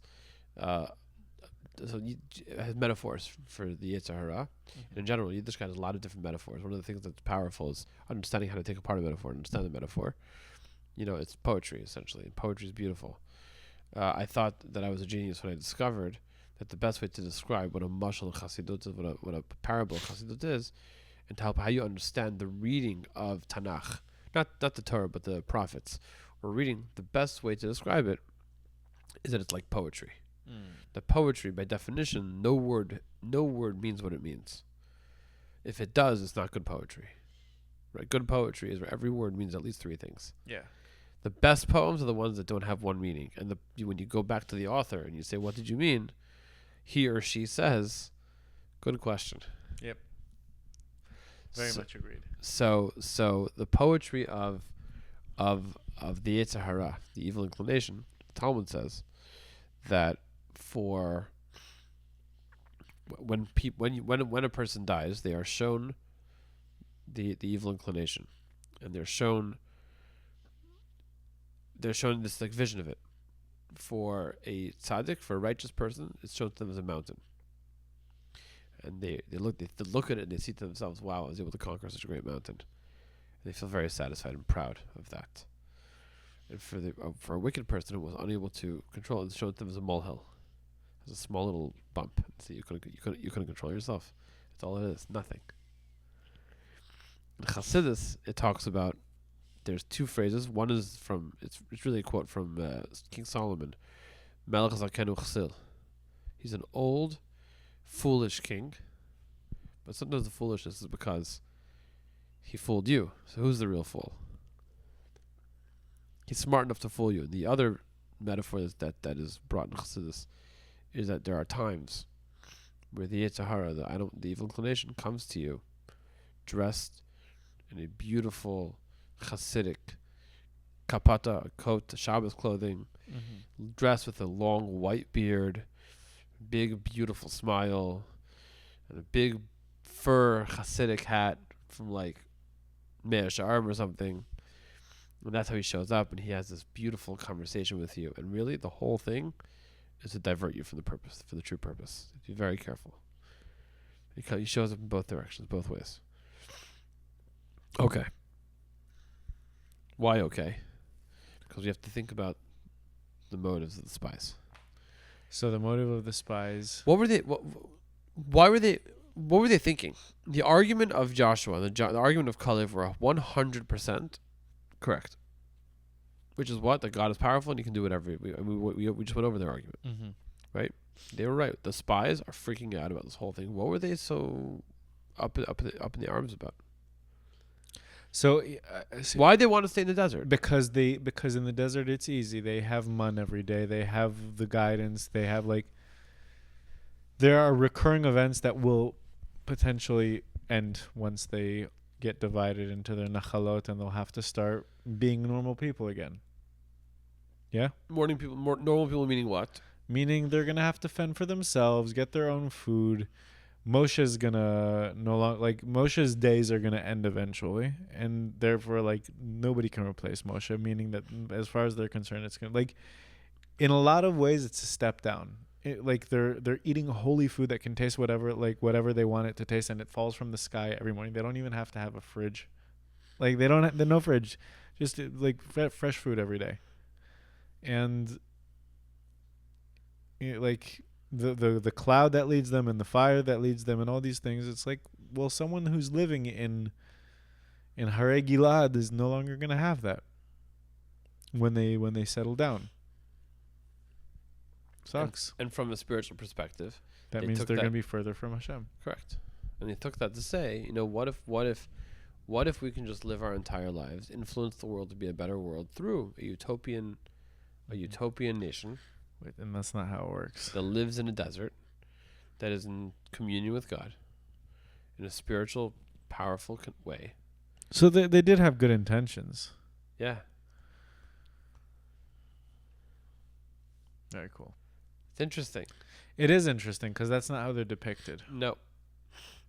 And it also makes it so much more powerful that Caleb and Yoshua saw that and still realized that wasn't that like shows how like their intuition and their ability to pay attention to nuance. So I want to point out something interesting. That when Caleb interrupts the spies, he interrupts them before they said anything bad. The spies say their bad words about Israel as a response to Caleb, not as he says it's a great land. What are you talking about? We should go up and take it over. And they hadn't said anything bad yet. What did they say up until that point? Up until that point, it said that it's a great land that has flowing with milk and honey. And Caleb's like, wait a second. And Caleb says, everyone shut up. Let me tell you what this is. A great land. It's wonderful. We definitely can go out and take it. What do we learn from that? Why? So it's interesting. It's one of the first. Because he sees where they're going. How does he see where they're going? He does. How does he see where they're going? Because of the fruit they brought back. Because even though Moshe asked them to bring back fruit. Correct. So what was wrong? They could have chosen regular fruit. So no. The first thing is, in other words, maybe I don't know if there was other fruit available. In other words, how do you know? Maybe there was other fruit. Maybe they took the best. Oh wait. So I heard a midrash about this. Caleb goes to Hebron. He goes to pray. Yeah. He goes to Hebron. Yeah. It's one of the first sources of going to pray at the graves of our sages. So he goes to Hebron, to Ma'arat HaMachpelah, where Abraham, Isaac, Jacob, Sarah. Jacob Rivka. Is not yet buried there, or is he? At this point now, he is. Yeah. Okay. Yeah. There's four couples, Adam and Chava. Yeah, but I thought Jacob was brought back with right after he died, right after he passed away. Okay. He passes away, and then Jacob was taken up by the entire sons, all the sons, the whole entourage. They go up, they bury him, they come back to Egypt. Okay, so he goes to pray Ma'arat HaMachpelah. For why? He goes there to pray, to ask for God for help. Because he sees that their intentions Which is interesting. Yeshua has power from Moshe. Yeah. Caleb doesn't get the power from Moshe, so he goes and finds his own connection to the people who have passed. It's fascinating. Incredible. Yeah. So he goes to pray. Yeah, but then they're both aligned. Him and Yoshua are aligned. Yeah. They come back, and the spies say something bad. But they haven't said anything bad yet. Correct. So what happened? So the Rabbi points it out in one of the first talks that I actually. It's where I cut my teeth on learning how to learn in Hebrew, because the Rebbe's talks are transcribed in two languages, Yiddish or Hebrew. The Rebbe's spoken in Yiddish, but Torah thoughts are always written in Lashon HaKodesh, which is basically Old Hebrew. Mm-hmm. You can get into a conversation whether Lashon HaKodesh is Old Hebrew or modern Hebrew is a little bit of a different language. Whatever. Agreed. But when we were in yeshiva, we were our first year of the younger yeshiva Ktana, the younger yeshiva. We had a challenge that was given to us by one of the older chassids. His name was Mendel Shem Tov, and he basically came to us and said, if you all study this first book of the Rebbe's teachings from 1951, or 1950 to 1951, the first year, if it's volume 1 of the teachings of the Rebbe's talks that are transcribed in Hebrew, if you will study this entire thing and memorize it by heart, basically, not word for word, but with the understanding of it, memorize the book, I will gift each of you a 21 volume set. And all of us, it was like 15 guys. Our teacher took it as this is going to be outside of school hours. You're going to do it. You're going to work hard. We did work hard. Worked very hard. From 3.5 months, we spent every single evening, and we did a lot of review. And it was very, very intense. And we memorized the entire book. Wow. And that was, till today I remember a lot of it, 90% of it. But also, it was where I learned how to read in Hebrew, how to learn in Hebrew on my own. Wow. By the end of that year, I remember learning with a friend of mine who was in a different yeshiva, and he was shocked that I could read, translate, and comprehend. I remember the first parts of it were very difficult, but as we got through the years, it's one of the milestones, the cornerstone moments of my learning career. Wow. How Very, old very were you cool. at the time? I was 13. Yeah, it was great. Wow, that's incredible. So this talk on this topic is one of the first. It's in Sh'lach. It's like a third of the way through the book or something, or maybe a half. But the Rebbe points out fascinating thing. Moshe tells them he gives them instructions on what to do, and in the instructions he makes it very clear what he wants. Go figure out how we are going to conquer the land. I need data, military data. By the way, while you're there, let me know what we're getting. Like, what kind of a land is it? Is it big? Is it small? Is it fat? Is it weak? God told us a lot of good things, but we're gonna do a little bit of data gathering ourselves. That's after you finish the once you gather the military data, then let us know. He wasn't asking if we can conquer the land. It's how. It's obvious. When the spies come back, what's the first thing they say? Such a good land. It's a great land. Kalev right away says, you messed up. You switched the order. And it wasn't a mistake. It's because for you, you're making a calculation. Yeah. How good is this? And is it worth the cost-benefit analysis? Once we run that and we see that, yes, it's good, but the challenge to get this land, more. The price is not worth what we're going to get. It isn't worth the juice, isn't worth the squeeze. We're not going to go for it. Kalev immediately sees that. And he stops them. He says, it's a great land, and we can, and we will conquer the land. Because that's what we have to do. So it's not that he was correcting their words, it's he was correcting the order of delivery. So he stops them in the minute that they start to deliver in the wrong order.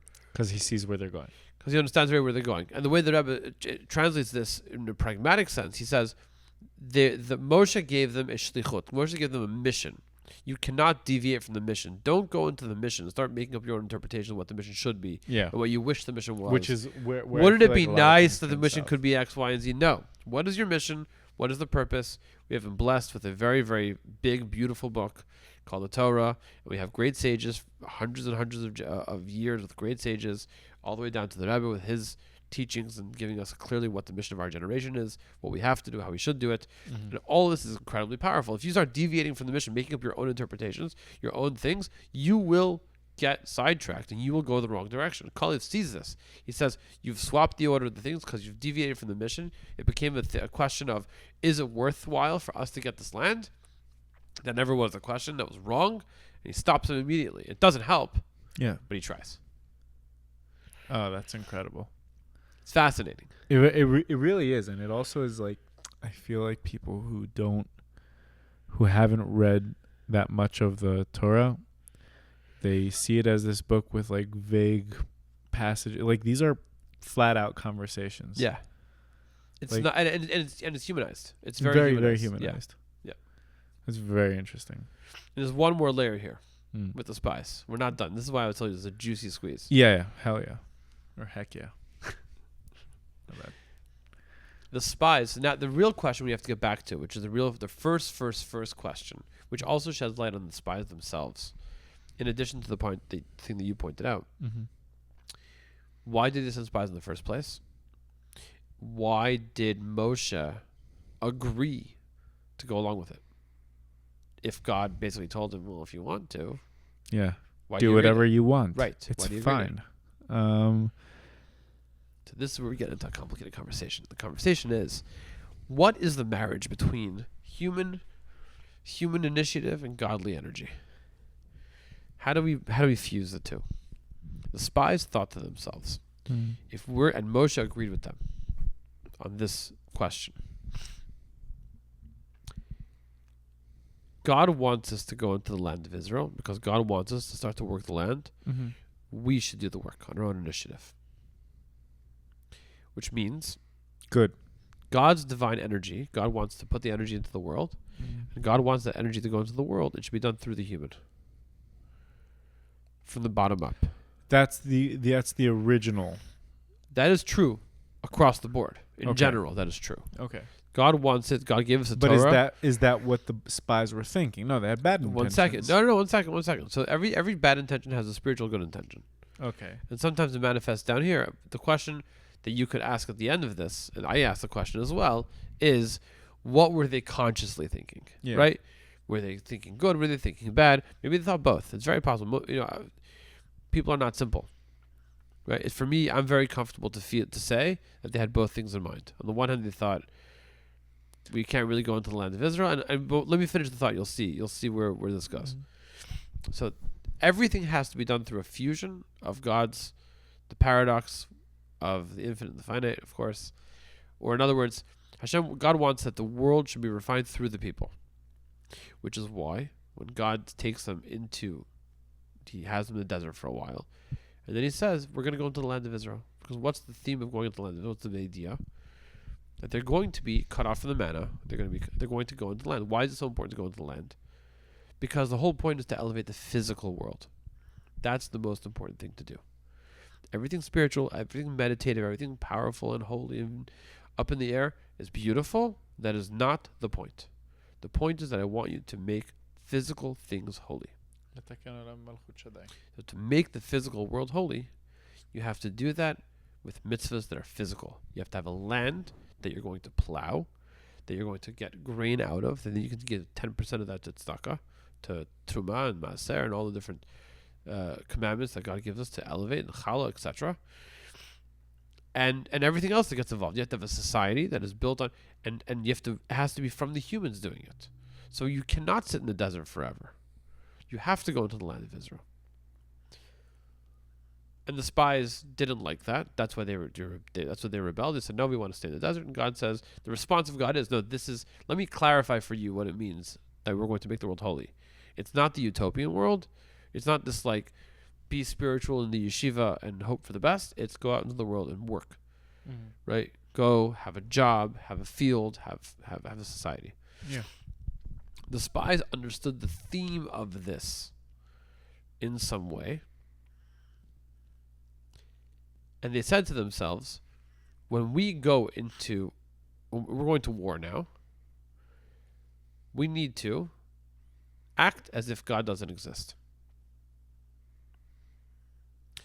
They go to Moshe, the Jews go to Moshe, they convene with Moshe, and they say, what would we do if we were fighting a war without God intervening on our behalf?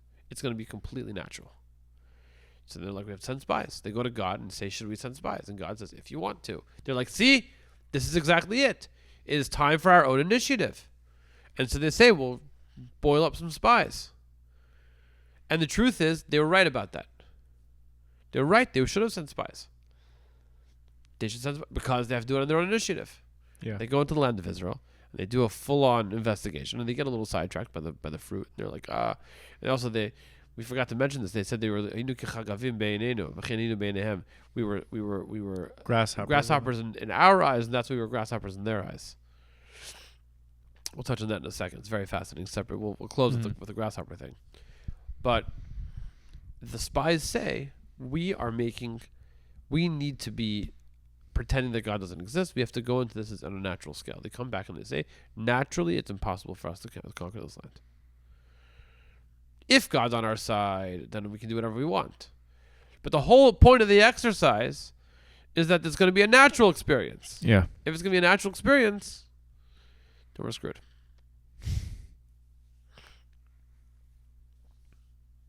And so that's why they sent the spies. And that's why Moshe says, God doesn't tell them to do it. He says, do it on your own. And they come back. And what was their mistake? That they believed almost started believing that God's not on their side anymore. Because they go in because they're like, well, we have to do it as if we're going to do it without God. Correct. It's like, oh, we can't do it without God. We might as well stay out here with God. Well, we can't do it without God. So I mean, their conclusion could have been, and this would be a not a correct conclusion, but they could have said, if we can't do it without God, it's a sign that we need to pray. That we're not supposed to. We're not supposed to without God, or we're not supposed to, not period. Supposed to at all. This is the whole point of going to the land of Israel, is that we should be in a place on our own work. Yeah. And here we can't. So maybe we shouldn't. They come back and they get caught up in that. We can't, we shouldn't, we aren't.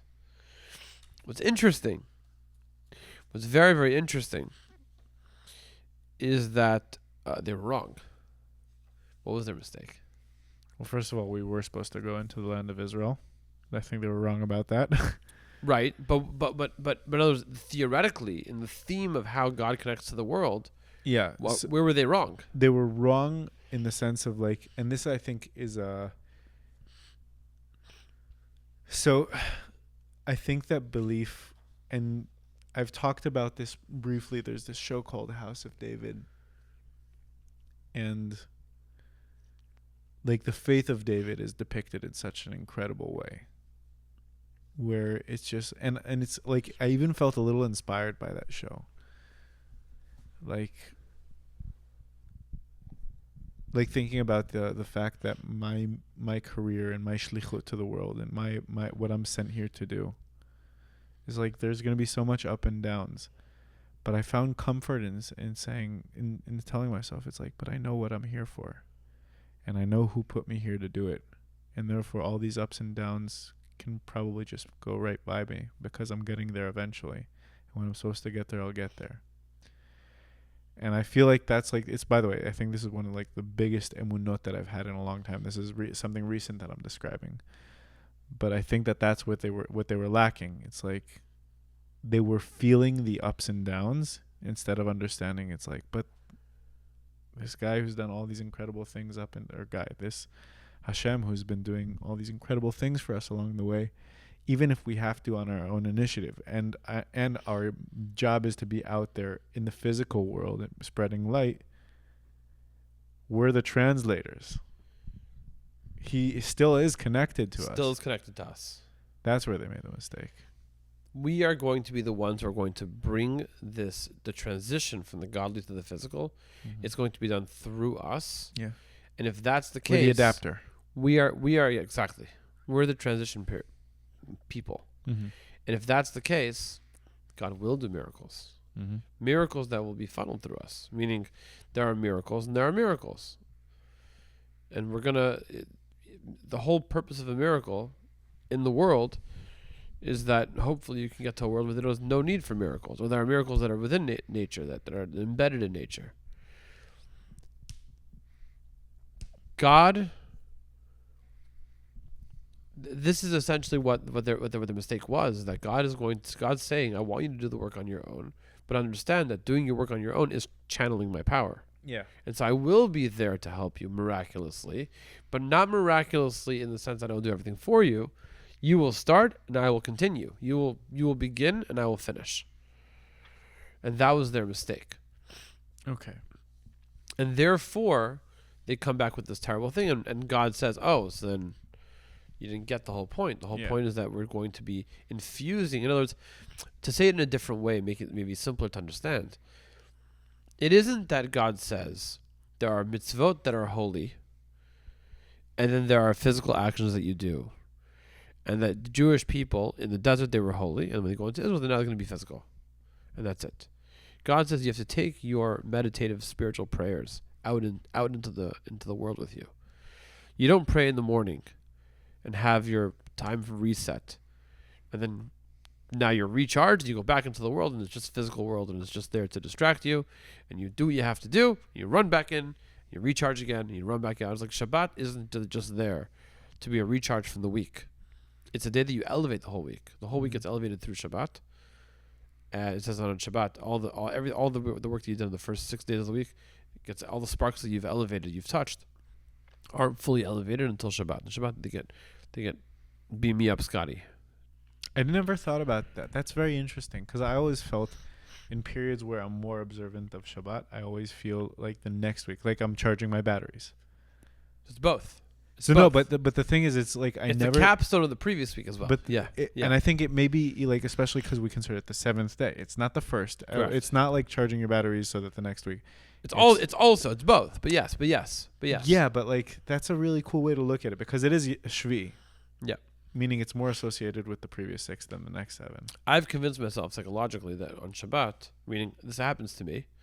I don't know if this is something which is conventional, but I find myself almost naturally the work week on Friday night, right at the beginning of Shabbat. Usually, if it's quiet and things are chill, I kind of feel like the week flows through me. Where the images and the ideas of the whole week, kind of in the first hour of Shabbat, kind of like I remember all of it. I'll try that. But it happens. It happens. It happens to me by accident, and I'm pretty sure it's because I learned it, and therefore it happens to me. I love the people who are like, "Oh, this happens to me because I'm just a spiritual guy." It's like, no, it's because you read about it, you know about it, and that's why it's happening to you. Now I've heard about it. Now you've heard about it, right? So I just find that in Sunday Shabbat morning a little bit of the same. On a Tuesday, it doesn't happen to me. I don't on a Tuesday have the images of Sunday, Monday, flow through me. No, but on Shabbat it happens, and it's because we again, the spiritual thing that is happening that I know is true, is that on Shabbat we move on to a higher plane of existence, a higher plane of reality. Agreed. The way the Chassidus calls it is that you move from speech to thought, and the whole world is living on a little bit of on a higher level, which is why you're not allowed to work, because you're not allowed to be invested in the physicality of the world. You affect the world, but through a much more refined direction. And you're not working in the world because it's not a work day. You're on a higher level. So how do we end this thing here? Shabbat. No, I know, but why Shabbat elevates the whole week? Oh, the mistake that it's not just you're recharging on Shabbat, and then that kind of gives you your battery power is powered up, and now you're going to go into the world. Mm-hmm. Rather, it's that on Shabbat you are getting spiritual juice to then use to water the garden throughout the week. You're taking that energy for the week, so the week is going to be more holy and more spiritual and more powerful. The spies made that mistake. They thought the desert is the desert, Israel is Israel. Eretz ochel yoshveh, it's too material and it'll suck us up. It'll drag us down. And they say, look, the angels who came from heaven landed on earth, and what happened to them? They became giants, and they got sucked into the everything. They were the worst people that existed in their generation. They were terrible. The giants were bad people. The Nephilim were bad people. Yeah, they're the ones who instigated a lot of the crime and corruption that led to the flood. They said, look, that's what happens when an angel comes down from heaven and lands on earth. Again, not cast, but they were sent down or cast down. Not as a punishment, it was a challenge. And they failed miserably. And so they come back to the Jews and they say, it's a land that eats its people. You are going to be distracted. You're never going to be able to study Torah. You're never going to be able. We should stay in the desert and affect from a distance. And Hashem's like, nope. And this idea that we're going to go in and do it, and if you're going to convince us, fine, you have to go in. God decided that we have to go work in the physical world. It's the only thing. Well, guess what? There's a firewall between the spiritual and the physical, and we can't even do that. There's no way for us to actually conquer this land because there's a firewall. God won't help us. And God says, no, the whole thing is a mistake. I want you to go do physical things, specifically. And I've given you the power at Mount Sinai, and this is the power that you have forever, which is what? You're going to go there and you're going to elevate the things. And you're going to be somebody, in halacha, there's a concept which is, it's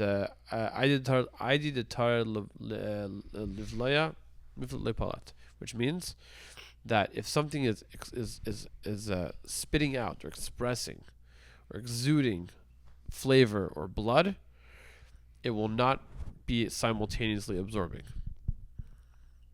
It's a halachic concept when it comes to usually when taking blood out of meat. So if it's in the stage of where it's being sucked out through the salt, because Jews don't eat blood, so you put salt on the meat after it's slaughtered, and then it sucks the blood out. If the meat is currently in the phases of the process where it's being sucked, the blood is being sucked out, even though it's sitting basically in a brine of bloody salt. The salt is not being the blood is not being reinserted into the meat because the meat is busy. It's busy. Okay. It's a one-way street basically. Okay, so when that process finishes, God tells the Jewish people, and this is a concept which you talk about also when a Jewish person is in any setting. If you're in a setting where you're afraid of being influenced, be an influencer. And because you're too busy influencing, you won't get influenced. Wow. You're bringing the party, so it's in your terms. So and this is what the Rebbe spoke to Chassidim in life, in the work life. It's true about why we're not so afraid of Chabad rabbis and rebbitzins going out to these strange places, even like Austin, Texas, where it's like the influences here, especially where the influences can be strange. You can think to yourself, how can you put young people like you go out in the 20s, put them in a city, they're not going to be influenced, but they're so busy with influencing in a good way, in a powerful way. They don't have time to get influenced. They don't have the headspace. They're like, wait a minute, I'm busy talking. I can't. I listen with the sake of it's my conversation, not somebody else's conversation. And that is what God's telling the spies. This comes from the spies. God says, you're going to go, and because you're influencing, because you're channeling, flowing my energy, of course I'm going to help you. Meaning, of course, you're going to be channeling this divine energy specifically into the physical, specifically into the things that are actual.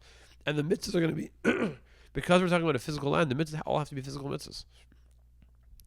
Which I feel like even till today is something that that happens. Like this is maybe one of the biggest modern miracles in my mind that's still happening, which is Gush Katif, which is now part of what is today the Gaza Strip, which between 1973 or 1967 and 2005 was partially inhabited by Jewish settlements, and they were very much agricultural based settlements, and they did incredible things with the land, and a lot of the produce that came out of there was considered like some of the best produce. And even till today, even though they moved out of Gush Katif, one of the biggest vegetable companies is Chasa Gush Katif, hydroponics. And the thing is some of those pieces of land still have the same employees, meaning the same Arab workers, and are not able to grow.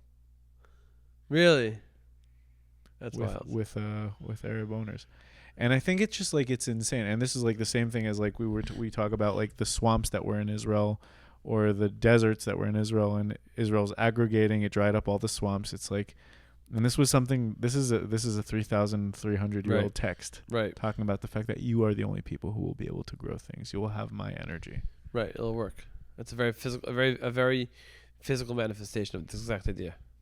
And so essentially the spies were wrong, and on all scales, on all levels. And therefore, when they say, so when the Jews get slapped in the face and reminded that God actually is in power, they also get this understanding that no, you're going to work the land with God's power, not against, not in spite of, or not away from. When you are going to be on Shabbat, it's going to influence your week, and your week is going to influence Shabbat. It's going to be married into each other, infused with each other. The energy is going to flow back and forth. And that's why when God tells Moshe later on, because the shot and chaser to this is that later on when the Jews come back to Israel 40 years later, Moshe again sends spies. Because the idea that they need to have spies to be a physical manifestation of their intellectual, and they need to make a plan. They need to be proactive. You make a plan. Yeah. What's the plan? How's it going to end up? Well, God's going to help you, and it's going to be infused with God's power. But you have to be involved. So Moshe does it the second time. Moses sends two spies. And what do those spies do? They've already learned the lesson. These two spies go, and they capture the city. They capture a city. The city that they went to go spy, they captured it. I guess what they probably did, if you ask, my imagination. Killed the king? But they went to the guy in charge and they said, we are here on behalf of the Jewish people, and we are here to accept your surrender. Mm-hmm. And he said, done. Yeah, do you have a white flag? I think I have one in the back somewhere. Brilliant. Which is powerful. Yeah, to walk in, I feel like that's also... To understand that this is really what should have happened the first time, which is what? They came with the knowledge and the confidence. Moshe sent you on a mission to spy. Why should you spy? To conquer the land. If you have an opportunity to take the mission to its fullest extent, go for it. Yeah. What's the worst case scenario? It's going to happen. You get killed. It'll happen. No. What's the worst case scenario? It's going to come true. It's going to work. Yeah. And it worked. Now they're stuck with the whole city. What are you going to do? What do they do? They take it. And What do? and- They accept their surrender and they come back to Moshe and they say, now we have a new city. And Moshe's like, great. Which city is this? Yazer? That's hilarious. Yeah. I feel like that's the same energy that like will accept your surrender is that same David versus Goliath energy Kind of of thing, like, yeah. come sit in my hand. Tells a giant, come sit in my hand. He says, look, we can deal with this. Yeah. But the whole thing is like this idea of understanding that in whose name are you coming and whose power are you coming? They're coming with the power of God and with the mission of Moshe.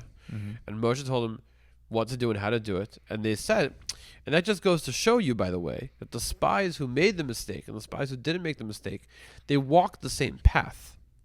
Which is what? They walked the path of it has to be our understanding. Our initiative. We have to make initiative. We have to make choices and decisions. But the difference is, are these choices that were made? Do we know the destination where we're supposed to be at, and can we get there on our own accord? The first set of spies, they knew where they're supposed to end up, which was we're going to take this land. Mm-hmm. They couldn't figure out how to get from there on their own with their own understanding. The second set of spies, with the same task, same job, they walk the same path. They say, we know we're going to spy to find out how we're going to conquer this land. And when they get there, they're so infused with the mission and with the understanding of this that they just carry it out fully. They take it. Which is again, why is this the shot and chaser? Because it just goes to show what it means to do the same thing in the exact same way successfully. It's beautiful. Beautiful.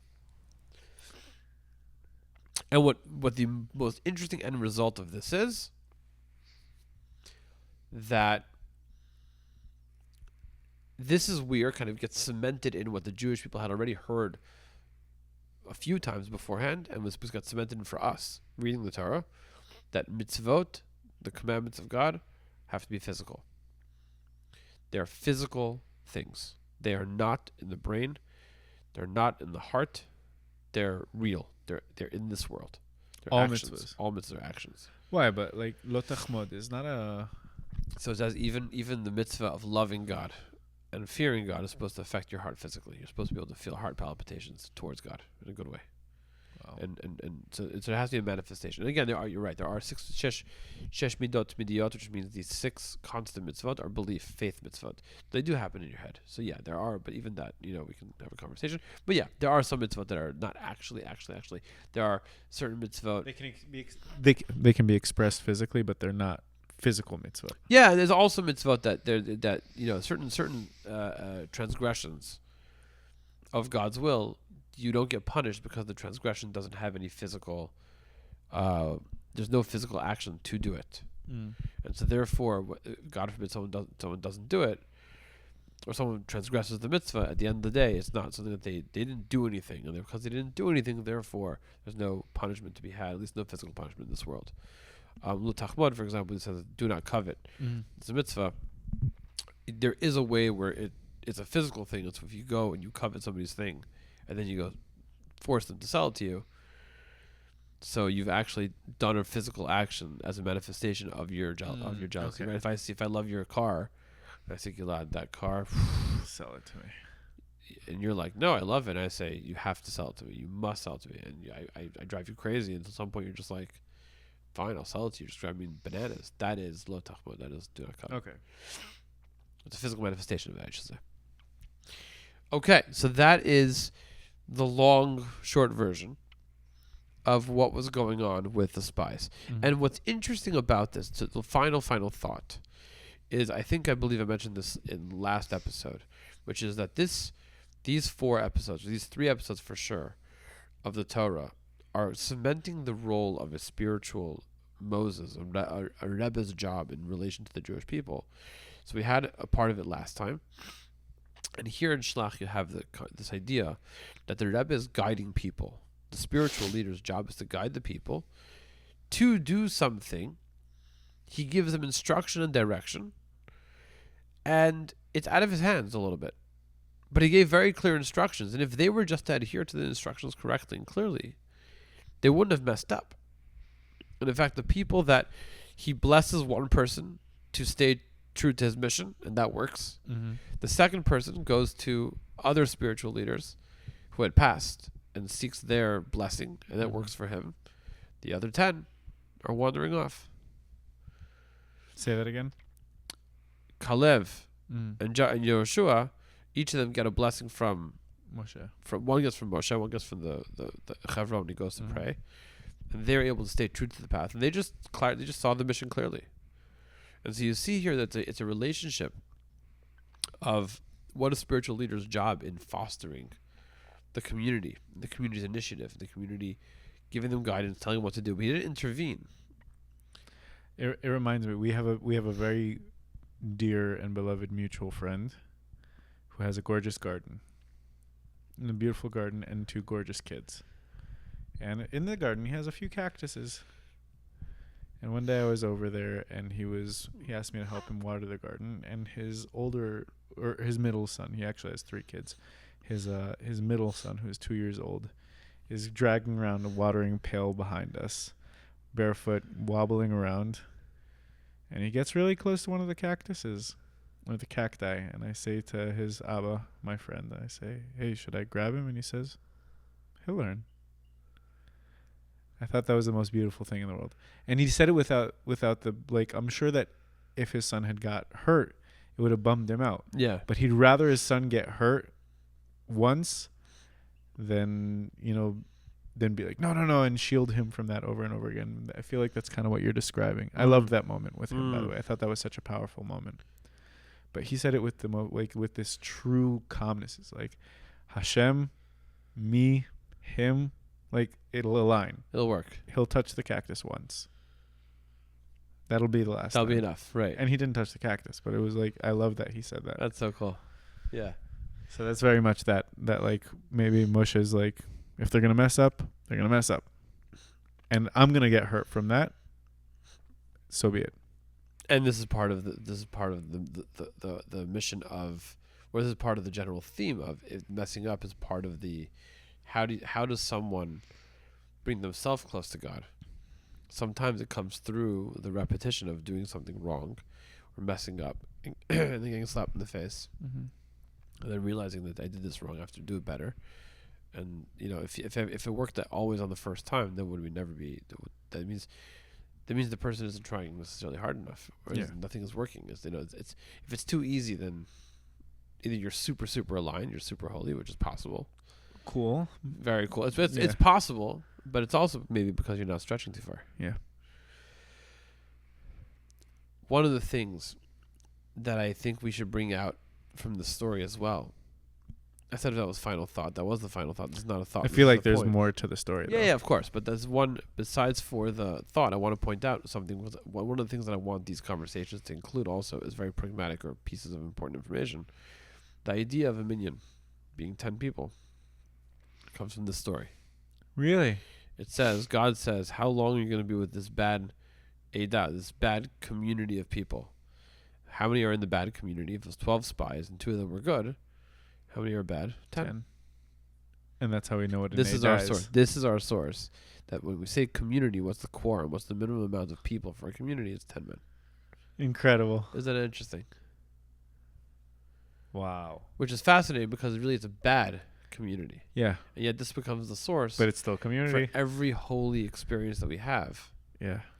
This is this every time that you're gathering that we're gathering people for a minyan, for a quorum, for a Jewish experience. For a communal experience. We're hearkening back to this group of negative, this bad people. It's fascinating. I didn't know that. It's a flavor. It's the layers of flavors of Judaism. Everything sweet has salt to bring out the sweetness. Stunning. So that's only the beginning of the parsha, right? That is 2/3. The other 2 sections we're gonna do fairly, or the rest of it we're gonna do fairly quick, I think, just because we've covered so much. Yeah. Number 1 is this idea. God tells them immediately afterwards, mitzvot, commands that when you go into the land of Israel, you're going to do these things. And he uses the language not if you go, but when you go, because the Jews at this point were depressed. They're like, we've screwed up so much in the last couple of weeks. We're never going in. It was 2 months, and they had totally messed the whole thing up. And God tells them basically, you'll get inside. Don't worry, you'll make it in there. It'll be wonderful. It'll be beautiful. I know you feel like you're never going to make it. You will. Kitavo, when you arrive, this is how you're going to do it. So I think it's very beautiful. Yeah. And it just, again, back to the whole thing where everything is, there's always a balance being brought back to the force. And so here, after this very intense Gvura moment where God is very intense on the Jewish people and punishes them, with the 40 year, you got what you wanted for, what you asked for. He comes back and says, I guarantee you're going to go into the land. It's going to be beautiful. It's going to be wonderful. Then we talk about the mitzvah of challah, which the mitzvah of, so people call challah. We eat challah every Shabbos. People know about challah bread or challah bread. What people, what the piece of information that's important to understand, which is cool, is we call challah the entire loaf. Really, there was a mitzvah, a command on the Jewish people. Every time you bake bread in Israel, you bake bread and you take off a small portion of that bread, whether it's when it's dough or after it's baked, and you give that to the priest. And that piece of dough is called challah. Okay. Parashat Sh'lach. So you separate challah off of your bread. Off of your bread. And because that became the mitzvah, then became associated with the entire name of the bread. And until today, it's one of the 3 major mitzvot that Jewish women fulfill. And is that also why traditionally challah is something that's easy to pick off, where it's made where you can pull off, or it has nothing to do with that? No, I think that comes from challah being there's like the braided. Like, so why is challah braided? It's a very interesting question. Challah. So why do you have 2 challahs? First of all, lecha mishnah, which means what? Which means a secondary. Why? And that's because we would get 2 on Friday, so that we wouldn't have 2 manna, which is the bread that we got from manna God. From heaven. We got 1 portion each day, and except for Friday, where we got 2, so that we wouldn't have to go out and. You weren't allowed to. You weren't allowed to. You're supposed to rest. Yeah. And so you're supposed to rest. You get challah. On so Friday you got manna on Friday, double portion. Yeah. So therefore, on Shabbat, Friday night, and Shabbat day, when we sit down for our Shabbat meals on a Friday night and Saturday day, we eat challah. We eat 2 loaves. You have 2 loaves, one on each, one night, by night, one by day. The other thing that we're commemorating with the challah, or with these loaves of bread, is the showbread that was offered inside the tabernacle. That showbread that was offered inside the tabernacle was 12 loaves, 6 loaves in each stack. In 2 stacks. In 2 stacks. There was a tradition to do not double loaf, but 6 loaves on each side, or 12 loaves total. I believe that the tradition started off that you would braid a 6 braider for each of your 2 challahs. And so you have the commemoration of this showbread offering, because the showbread offering, these loaves of bread, were in the temple. They were switched out on Shabbat morning. And the old loaves would be put in on Shabbat morning, would be taken off the table on Shabbat morning. The new loaves would be put in. It was a constant thing. So it was literally 4 priests would do it. 2, they would slide it off. There was no gap. Slide the old ones off and the new ones on at the exact same time. The new stacks would be in place. The old ones would be taken down. They were as fresh as when they were put on a week before. And then they would distribute it to all the priests. They would each get a piece. And they would make a bracha, and they would eat it as a whole celebration. Wow. That's every Shabbat. So people had this tradition, and I don't know when. People who are professional historians will be able to probably tell us that people had 6 braided challahs, 1 for each. And I've seen in Israel that they do, instead of doing 6 braids, they do 6 small rolls squashed into a larger, like loaf-like shape. And then when you sit down at the table, you make the blessing. And it's not even breaking it off. You're just separating out all your little loaves, which is a total of 12 loaves. I saw a Jerusalemite woman, the Rebbitzin of Rabbi Farkash, who is a great scholar in Jerusalem. I had the honor of, he came to our summer camp one year when I was 15, and he taught us. It was another one of my pivotal learning experiences. We spent the summer learning Jewish law Mm-hmm. for Shabbos, specifically the laws of cooking on Shabbos for an entire summer. And he showed us how to learn, what it means to learn, and why the code of Jewish law written by the Alter Rebbe is so powerful, and how it's so concise and has so much information, but you have to know how to unpack it. And it was great. It was a great summer. And his wife would bake challah In that manner with the in the 12 and 12, the 6 and 6. very cool. Yeah, and then she made one that has 12, one full loaf that has 12 little bunches, and that's like if you just want to make. That's so cool. Yeah, it was very, very cool the way she did it. It was very cool. So that The attention to detail. It's yes. crazy. So that's what we have, man. And by the way, just to bring it together, just like one piece about one concept of challah is that we cover our challah with a challah cover. There's like a table, like a napkin we put on top of That's it. because of the dew. Exactly. It's we're manifesting the manna. The manna came and it landed on a layer of dew, and it was covered with a layer of dew on Shabbat. You eat it on Shabbat dinner with a tablecloth. You have a challah cover on top, and between the two, you have a sandwich between two layers. And the reason why I emphasize with a tablecloth, because according to Jewish law, you're supposed to have a tablecloth on your table the whole Shabbos. Yep.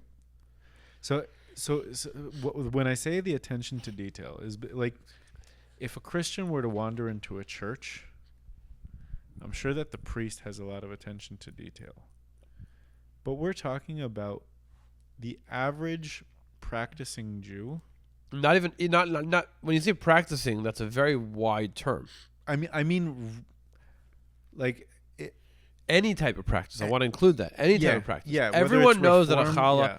Everyone knows that a challah. There's two of them.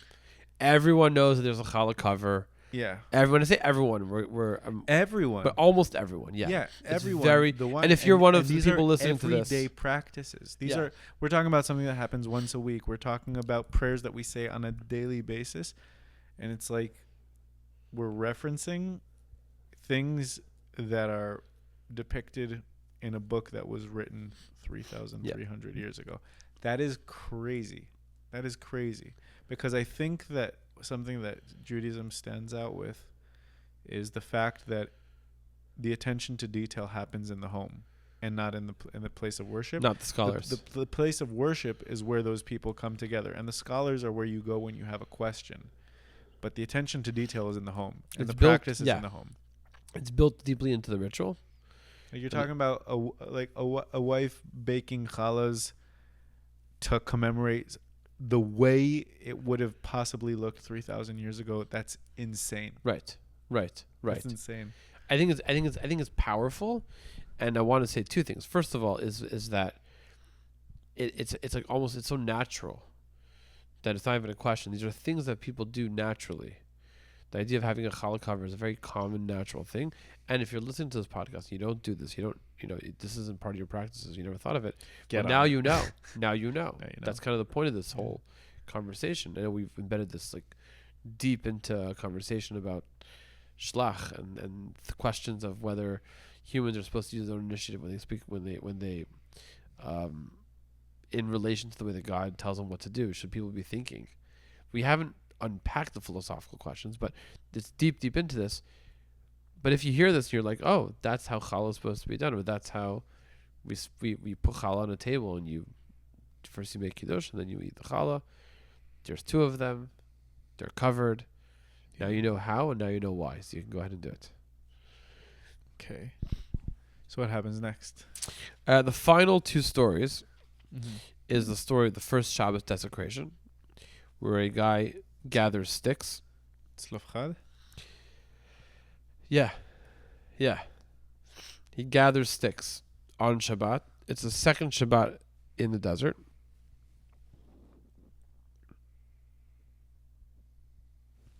It's a very, very, very interesting story.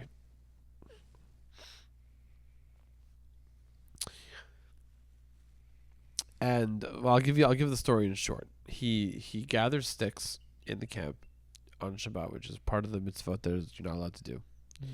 And the wood gatherer is then called up by the people. They say, if you continue doing this, then you will be put to death, because someone desecrates Shabbat is put to death. And he continues.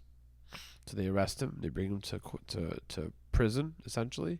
They go to Moshe. They say, Moshe, what do? We know we have to we have to do this, but we don't know what to do. How do we put him to death? And he goes to God, and God says it's a stoning, and they stone him to death.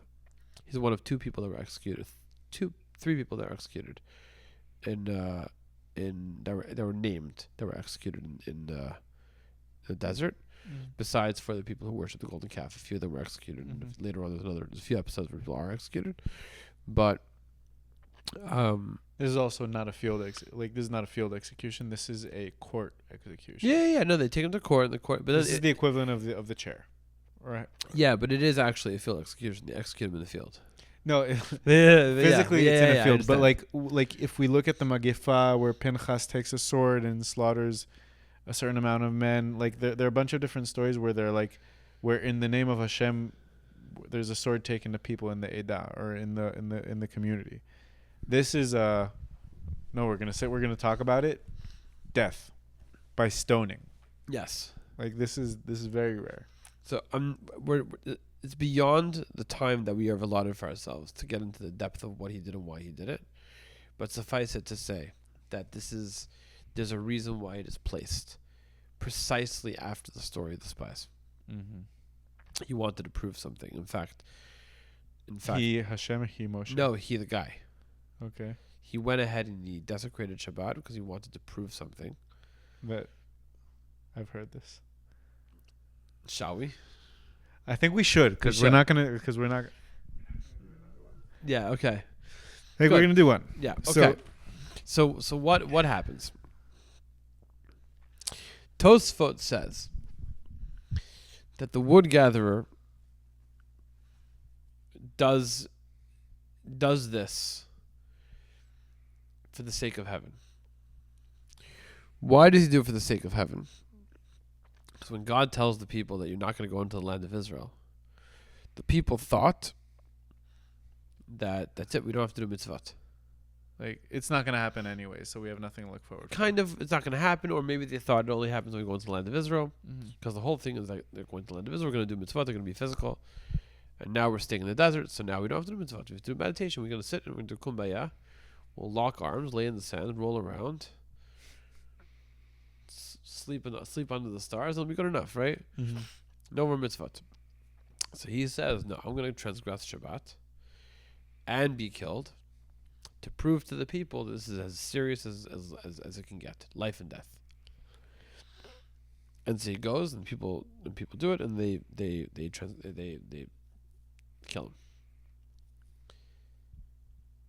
What's interesting is that it actually is it creates a fascinating paradox. In most sins of Judaism, intention is not important. Meaning you did it. Meaning if you did it, yeah, you did it.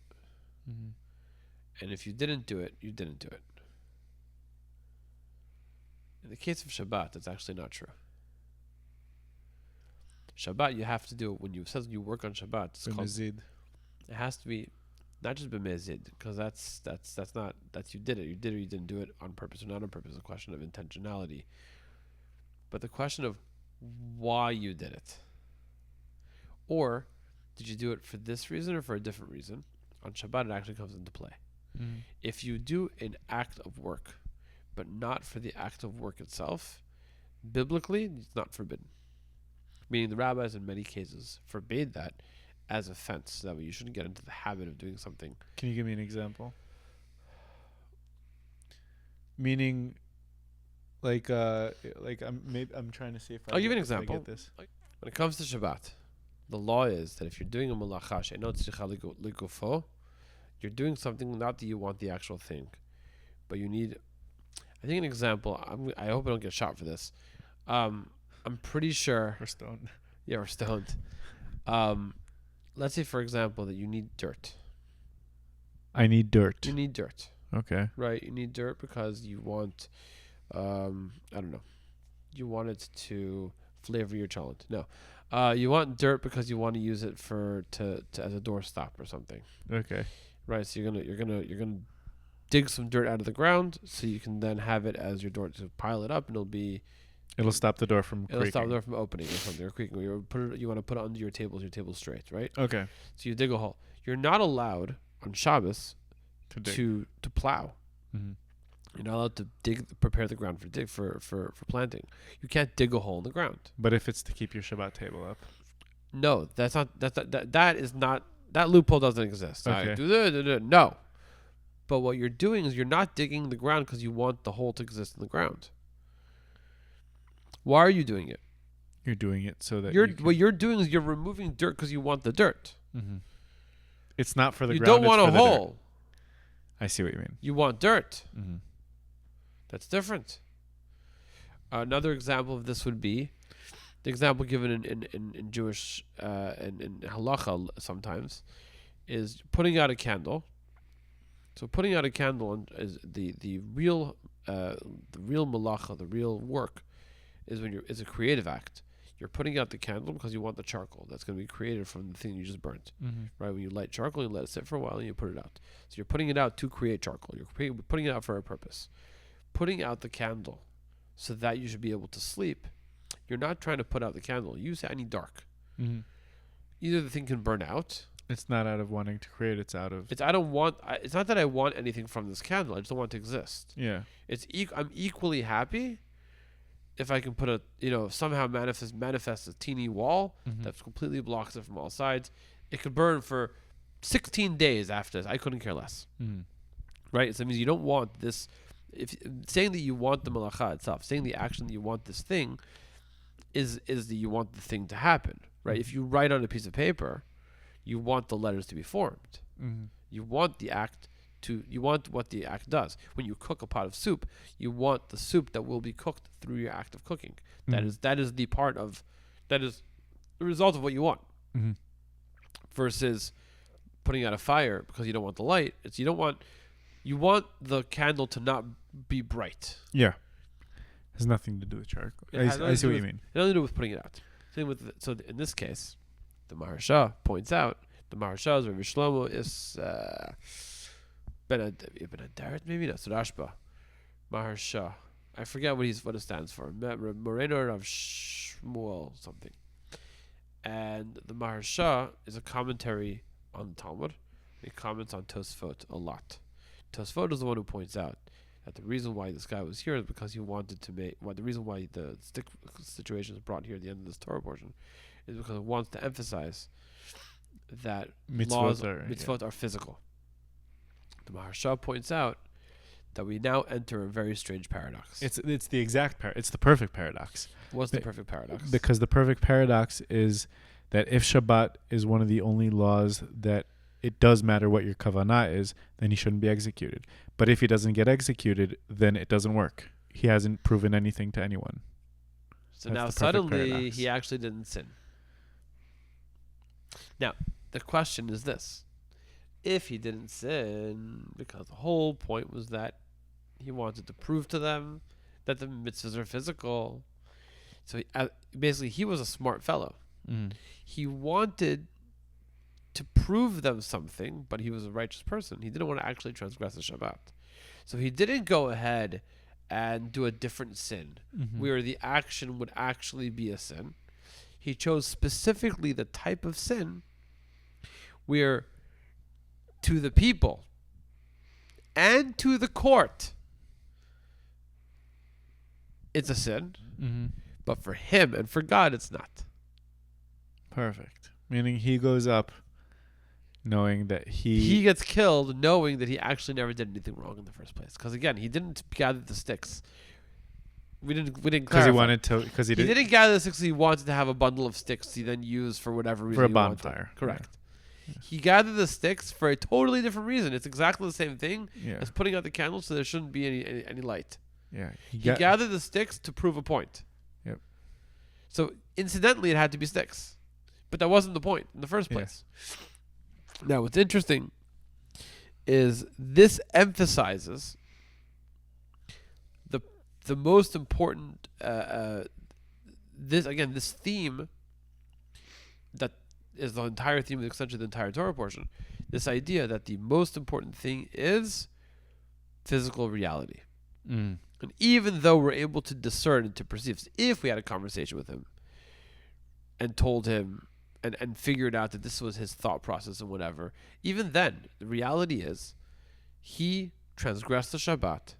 He gets executed. From the visible reality, from the perceived reality of this world, he transgressed the Shabbat. They told him to stop, and he said, "I'm going to continue." They said, "If you don't stop and you will continue, you will be put to death." This is how it has to. That's the process of warning somebody to differentiate if they're doing it by accident, if they're in their right mind, you warn them and you tell them explicitly, what you are doing is transgressing the Shabbat. If you continue to do this, we are the witnesses, and we will take you to court, and we will execute you based on that.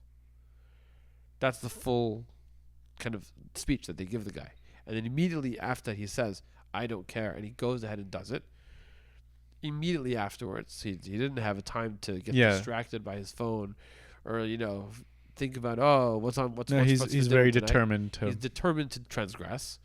So in that situation, even if you're able to figure out that behind the scenes somewhere something's going on, what's the perceived reality? The real reality is that we see He transgresses. He gets put to death. And emphasize again the primacy. Does it say in the actual written word that he had those good intentions? No, or is that no. That's Tosfot. That's Tosfot's understanding. And I don't because we also have another story after this. I don't want to get too deep into my question, but he birthed the 3 first feminists in history. 5. I thought there were 3 daughters of Tzlach. 5. Why did I think there were 3? Because you forgot the other 2. That's probably They're probably why. upset at you. Noah, Milka, Chagla, Milka. I don't know. There's a whole bunch. All right. So, and they go to Yoshua. No, Moshe. Immediately after. Years later. Years later. They're in their 30s, unmarried. They're in their 30s, at least. At least 30s. Maybe 40s.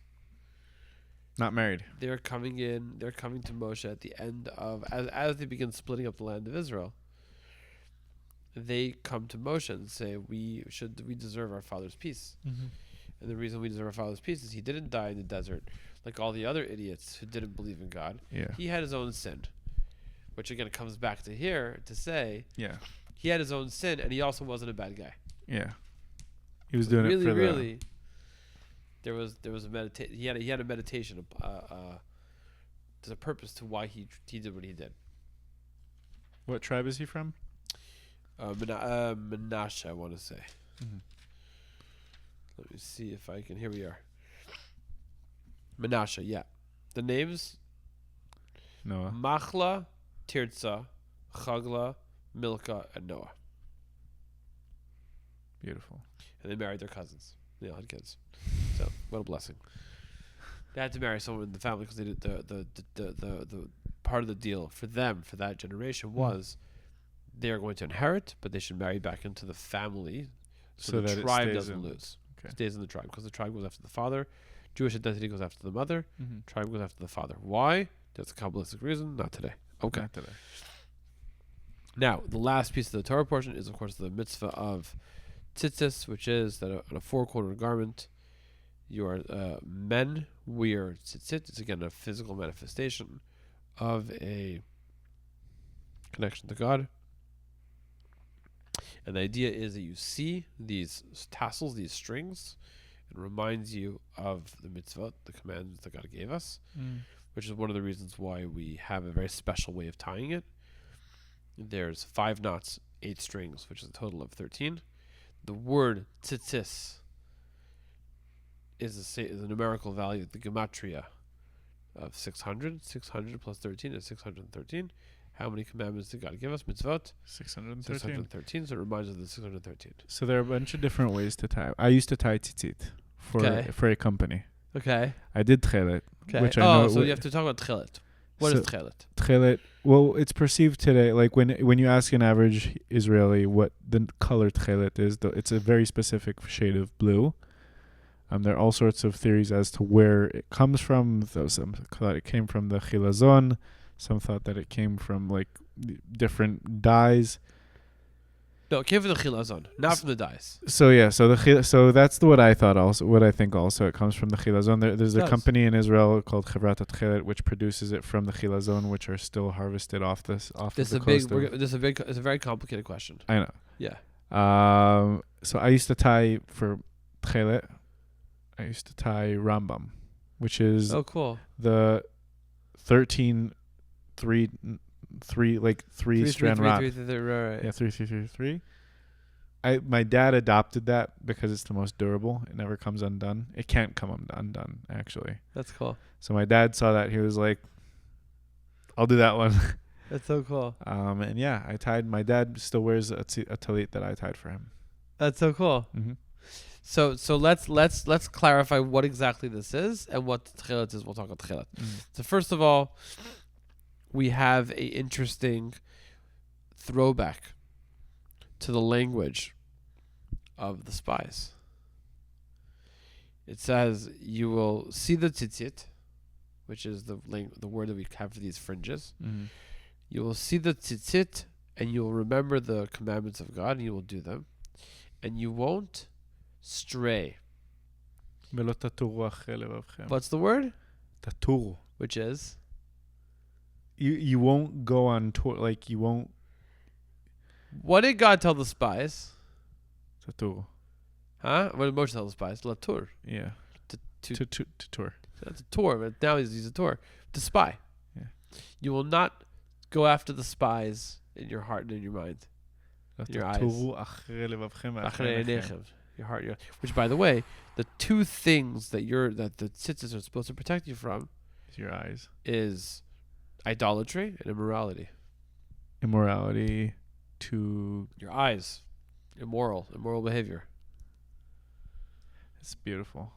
And it uses the language of Lo Taturu. Again, this is beautiful. You see the poetry of the Torah. It's an echo of the entire first episode of the Torah. It comes back of this parsha. Of this parsha. I mean, this entire portion gets echoed. It's like the verse, the chorus. Ding, it rhymes. Beautiful. I love it. And so, what is this? You're putting. By the way, asher atem zonim acharehem, which you are prostitutes. Yeah, what's the word exactly? I feel like it's like a lead you astray. I think Rashi's interpretation is lead you astray. Asher atem zonim acharehem is I think that like the best way I would, like, not that I'm a scholar or anything, but the best way that I would translate that is that you are at the mercy of. Oh, that's good. Because like our needs and our yitzarim, we're at the mercy of them sometimes. They drag us. Asher atem zonim acharehem. To protect you. Brilliant. And so this section becomes, it becomes the third paragraph of the Shema, the third paragraph of the daily prayers, because it ends off with, well, it says two things. First of all, it says you'll see the tzitzit. You're gonna remember the mitzvot. You're gonna do them. You're not gonna be led astray by your eyes and your heart. So that way you should remember. Again, it repeats it again. So that way you should remember and do the mitzvot, and you're gonna be holy to your God. We have the holiness re-echoing again. I am God, your God, that took you out of Egypt to be your God. I am God, your God. Emet. The whole piece, it's everything. The whole Yiddish guy back in another, reincorporated in this mitzvah. Now, what is this mitzvah? To be very clear and explicit for those who haven't Googled it yet. What tzitzit is? Any garment you wear that has 4 corners on it, it is a requirement to tie these strands onto each corner. The corners, there's a debate whether it's the entire garment or just the corners of the garment have to be made of linen. So the entire the garment can be made of any material, as long, and the tzitzit can be the same material as the garment itself. Okay. The ideal, the best way in Judaism in general, there's only 3 materials. Silk? No. Linen? Not silk. Silk's not one of the materials? No, not in Jewish. In Kabbalah, silk is highly valued. Okay. But in like everyday Judaism, linen. What can't you mix with linen? Oh, what's it called? Wool. Wool. Tzemer. Tzemer. Wool. Wool, linen, and leather. Leather. Okay. Those So- are the three materials that you Which make is why clothing it's out of. depicted as linen, because you're not gonna make it out of leather, because it's not. Yeah, and also tzitzis is not made with leather. It seems like. Yeah. I don't think I've ever I have seen yet leather to see tzitzis. that. The truth is, I'm gonna put a pin in that just to say that I don't remember offhand if leather is halachically required to have tzitzis or not. I'm not sure. Okay. I could see an argument in both directions. I'm not going to say yes or no. Okay. I don't remember. Rambam definitely speaks about it. So on And each Jewish corner law of speaks so about if you have a garment that has 4 corners, which back then probably most garments did. And there's a tradition today, and then also, was that it could be that you didn't have a garment like that, and people who wanted to be extra Yeah. careful with the mitzvot would make sure to wear a garment that has the 4 corners. Yeah. So that way it would be. So the mitzvah is not a mitzvah that says you must wear tzitzis. Mm-hmm. The mitzvah is that if you have a garment that has 4 corners and you're going to wear it, so for example, your blanket, you don't have to put tzitzis on Because you you're don't not wear wearing it. Correct. But you have a scarf, poncho. A poncho. So there's a conversation. So Jewish law the oral tradition gets very into the words here and gets figured out exactly what is considered. So I think it depends if it's like an apron that you wear you're not wearing it to wear it. You're wearing it as a protection. Mm-hmm. Then there's no problem. A poncho I think may fall into that category. Mm-hmm. It's a rain poncho. You're not wearing it because you like the way it looks, unless you're part of a cult, in which case then maybe your cult ponchos needs to have tzitzis. But if you're it's a rain poncho, Mm-hmm. then you're doing it only for rain, so it may or may not be required. Daytime clothing needs tzitzis. Nighttime clothing does not. So if you have like this 4-corner garment you only wear at night, you don't have to do that. There's a lot of different details involved. But the idea is that there was, from years and years, there was a tradition. When I say years, 2,000 years, that people would wrap themselves specifically in a garment that had 4 corners that they should be able to have tzitzit and fulfill the mitzvah. Today, Jewish men wear small tzitzit during the day generally, Under their shirt. or on top of their shirt, depending on the tradition. Yeah. Depending on the tradition. In fact, there's some traditions are like, you never want to cover the tzitzit. The whole point is that you should see them. Mm-hmm. And some people will respond, of course, you're supposed to see the fringes. Yeah. And some people will say, no, the whole thing you should see. Ulitem otam. What does otam mean? The strings of the whole garment. Mm-hmm. Okay, obviously it sounds like you can read it however you want. But there also is what's called a talit gadol, a big tzitzit, which is a special shawl, which is a very visible thing. That is a For shawl prayer. that is worn for prayer by men in the traditional way of doing it. Mm-hmm. In some communities it's only for married men. In some communities it's for men who are of age, meaning people who put on tefillin will also put on a talit. Yes, and there also is a minimal size. Some traditions have very large talitot. It's very beautiful how big it is, and some like it extra large. And there's different ways that you wear it, falling off the shoulder, on the shoulder.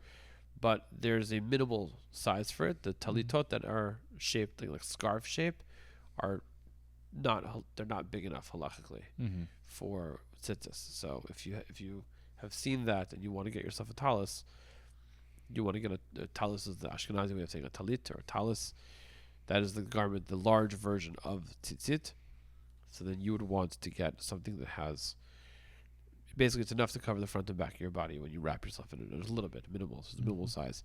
It's at least 18 inches square, essentially, on the front and back. Okay, so that is, and the last piece of tzitzit is a tchelet. There's 2 things about the tchelet, and we'll be able to wrap with this idea. Mm-hmm. Number 1, as you mentioned, tchelet comes in the chilazon. There's a massive, massive controversy as to what is this chilazon animal. Is it a mollusk? Is it a fish? Is it a snail? Does it live in the water? My brother has a deep interest in this, and he has referred to me to multiple podcasts and articles that deal with this in depth. There was the Radziner Rebbe, who was a great Torah scholar of the last 2 generations ago, was of the opinion that he found the chilazon. Almost everyone doesn't agree with him, but he was of the opinion he found the right thing, and he basically began to bring back tchelet into the world. Maimonides gives a very long explanation that tchelet basically it's a very unique and special dye. came from the chilazon animal. What's unique about it is that it never fades. Mm-hmm. It never fades, and the way that you test, there was ways to test dye. Real tchelet was extremely valuable because that's very difficult to manufacture this dye. Fake tchelet was cheap, right? It's like Rolexes and Louis Vuitton bags, right? The real stuff is very valuable, and the fake stuff is garbage. And the Maimonides gives you like 3 or 4 different chemical processes to test the material. Will it fade? Like Does it bleed? Like one of the ways is like you take it, you treat this garment like in a few different ways, then you stick it into a loaf of bread, and you bake the bread, and you pull the bread because and then you tear the bread. Has the bread any blue on it? Wow. If it does, it's not tchelet. Okay. Interesting, very interesting. What he does is he gives you not the chemical compositions of the tests. Mm-hmm. He tells you like some of it's like disgusting chemicals, but it's like chemicals. He basically tells you how to get this acid and this thing, and he tells you where to find it in your home lab if you wanted to test tchelet at home. In today's world, it'd probably be like 3 drops of sulfate and whatever, like do this and that. Yeah, you can test it as well, which is fascinating. I don't know enough about exactly the whole tchelet argument. In Chabad and most Hasidic communities, they don't do tchelet. Yeah. In Israel, a lot of communities do tchelet. Mm-hmm. It is what it is. Meaning, I'm not. I know what we Chabad hold, and I know that there are people who hold opposite. It's beautiful. But I wanted to say is that tchelet what's beautiful about tchelet is that the Talmud, the Gemara tells us, why do we have tchelet in our tzitzit? Tchelet reminds us of the color of the fish. The fish reminds us of the ocean. The ocean reminds us of the color of the sky. The sky reminds us of the color of the sapphire that was under God's feet at Mount Sinai. And so the idea of Tachat Kisei HaKavod, under God's holy throne, and the idea is that when we look at tchelet, the color brings us back. And it's part of the mechanism of the tzitzit. In addition to having 5 knots and 8 strings, the whole thing, Mm-hmm. it's also to have this understanding of God, and He gave you the mitzvot, and He's watching over you. You're going to see the tzitzit, you're going to say, I love it. Beautiful. And according to Kabbalah, tchelet comes from the word of kilayon. Tchelet represents this idea that someone is yearning and striving to God. So it's one of few colors that's also mentioned Many times. in royal context. Yeah. You have Sheshet, Argaman, and Tchelet, which are really the 3 that are like mentioned. Argaman being like Crimson purple. Yeah, like Yeah. maroon or purple. Yeah. And Sheshet being I think that was white linen. it's supposed to like remind you of like of Shaish. Is either Shaish. It could be that's one of it. I think my understanding of Sheshet of Sheshet is it was a 6 layered strand. It was like a very rich linen. Something I want to check up when I'm at home Shesh Barzar, yeah. is there's a very interesting guy that I stumbled across on social media who's a Jewish scholar but also a historian who does mostly like Egypt and Persian historical artifacts. And because he's like a very specific niche, he's able to use different books to translate. That's very cool. And he found out like different words that weren't understood in one instance are in another instance. Like in Megillat Esther, the word Bahat comes in. Right. And he was able to use the translation from Persian into ancient Egyptian back into Hebrew and understand what stone that is that the floors in Achashverosh's palace were made of. It's very interesting. Cool. Wow. I'll check it up because I remember like I started on my phone, so like wow. I'll find it. It's very interesting. That's really interesting. Yeah, I think also it's cool that you find different depictions of different. I mean, part of the argument about tchelet is that there's a huge argument about like, well, we have depictions of these mollusks and they existed in Ashkelon or Ashdod, and these are cities that were known to manufacture tchelet. They were from the tribe that did tchelet. There's a whole conversation about if there were so many and so numerous, then why was tchelet so expensive? Tchelet should have been much cheaper. Is it the manufacturing process getting the tchelet out of the animal? And the question was, I think part of the question is that when you kill these animals, their blood changes color immediately. So you have to figure out a way to get the blood out without Really having quick. it oxygenated or something. It's like all these like. So I don't know. Again, I'm not the expert on this thing, but I find it very, very interesting, and the fact that there's this colorful piece, Yiddishkeit. I think Judaism has beautiful colors. Everyone thinks it's all black and white. Very, very colorful. Very Even in the Hasidic community, which is known to be very black and white, it colors. It's still very colorful.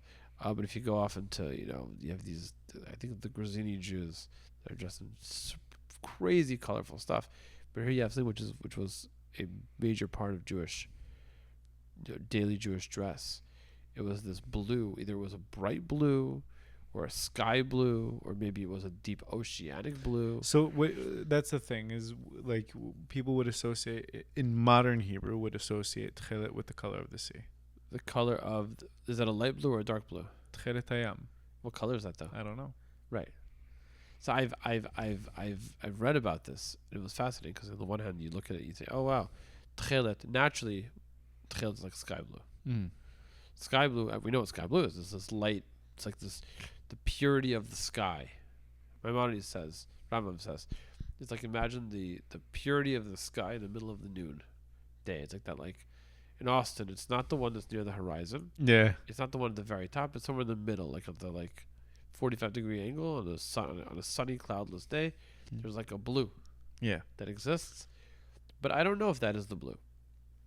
Like the way that the Gemara, the Talmud makes you go through this long list. It's the color of the thing, which is the color of the blood, which is the color of the ocean, which is the color of the sky, which is the color of the sapphire. So the color of the sky and the color of sapphire are also different shades. Yeah, those are different colors. And by the way, sapphire is multiple shades in sapphire blue also. Yeah. So now we have this. I don't even know the way that the Rambam speaks about it. It seems like it's very dark, almost like a black blue. So maybe it is a black blue in the manifestation of the strings, and then by the time you kind of do all your associations, now it's like this. Now it's brighter.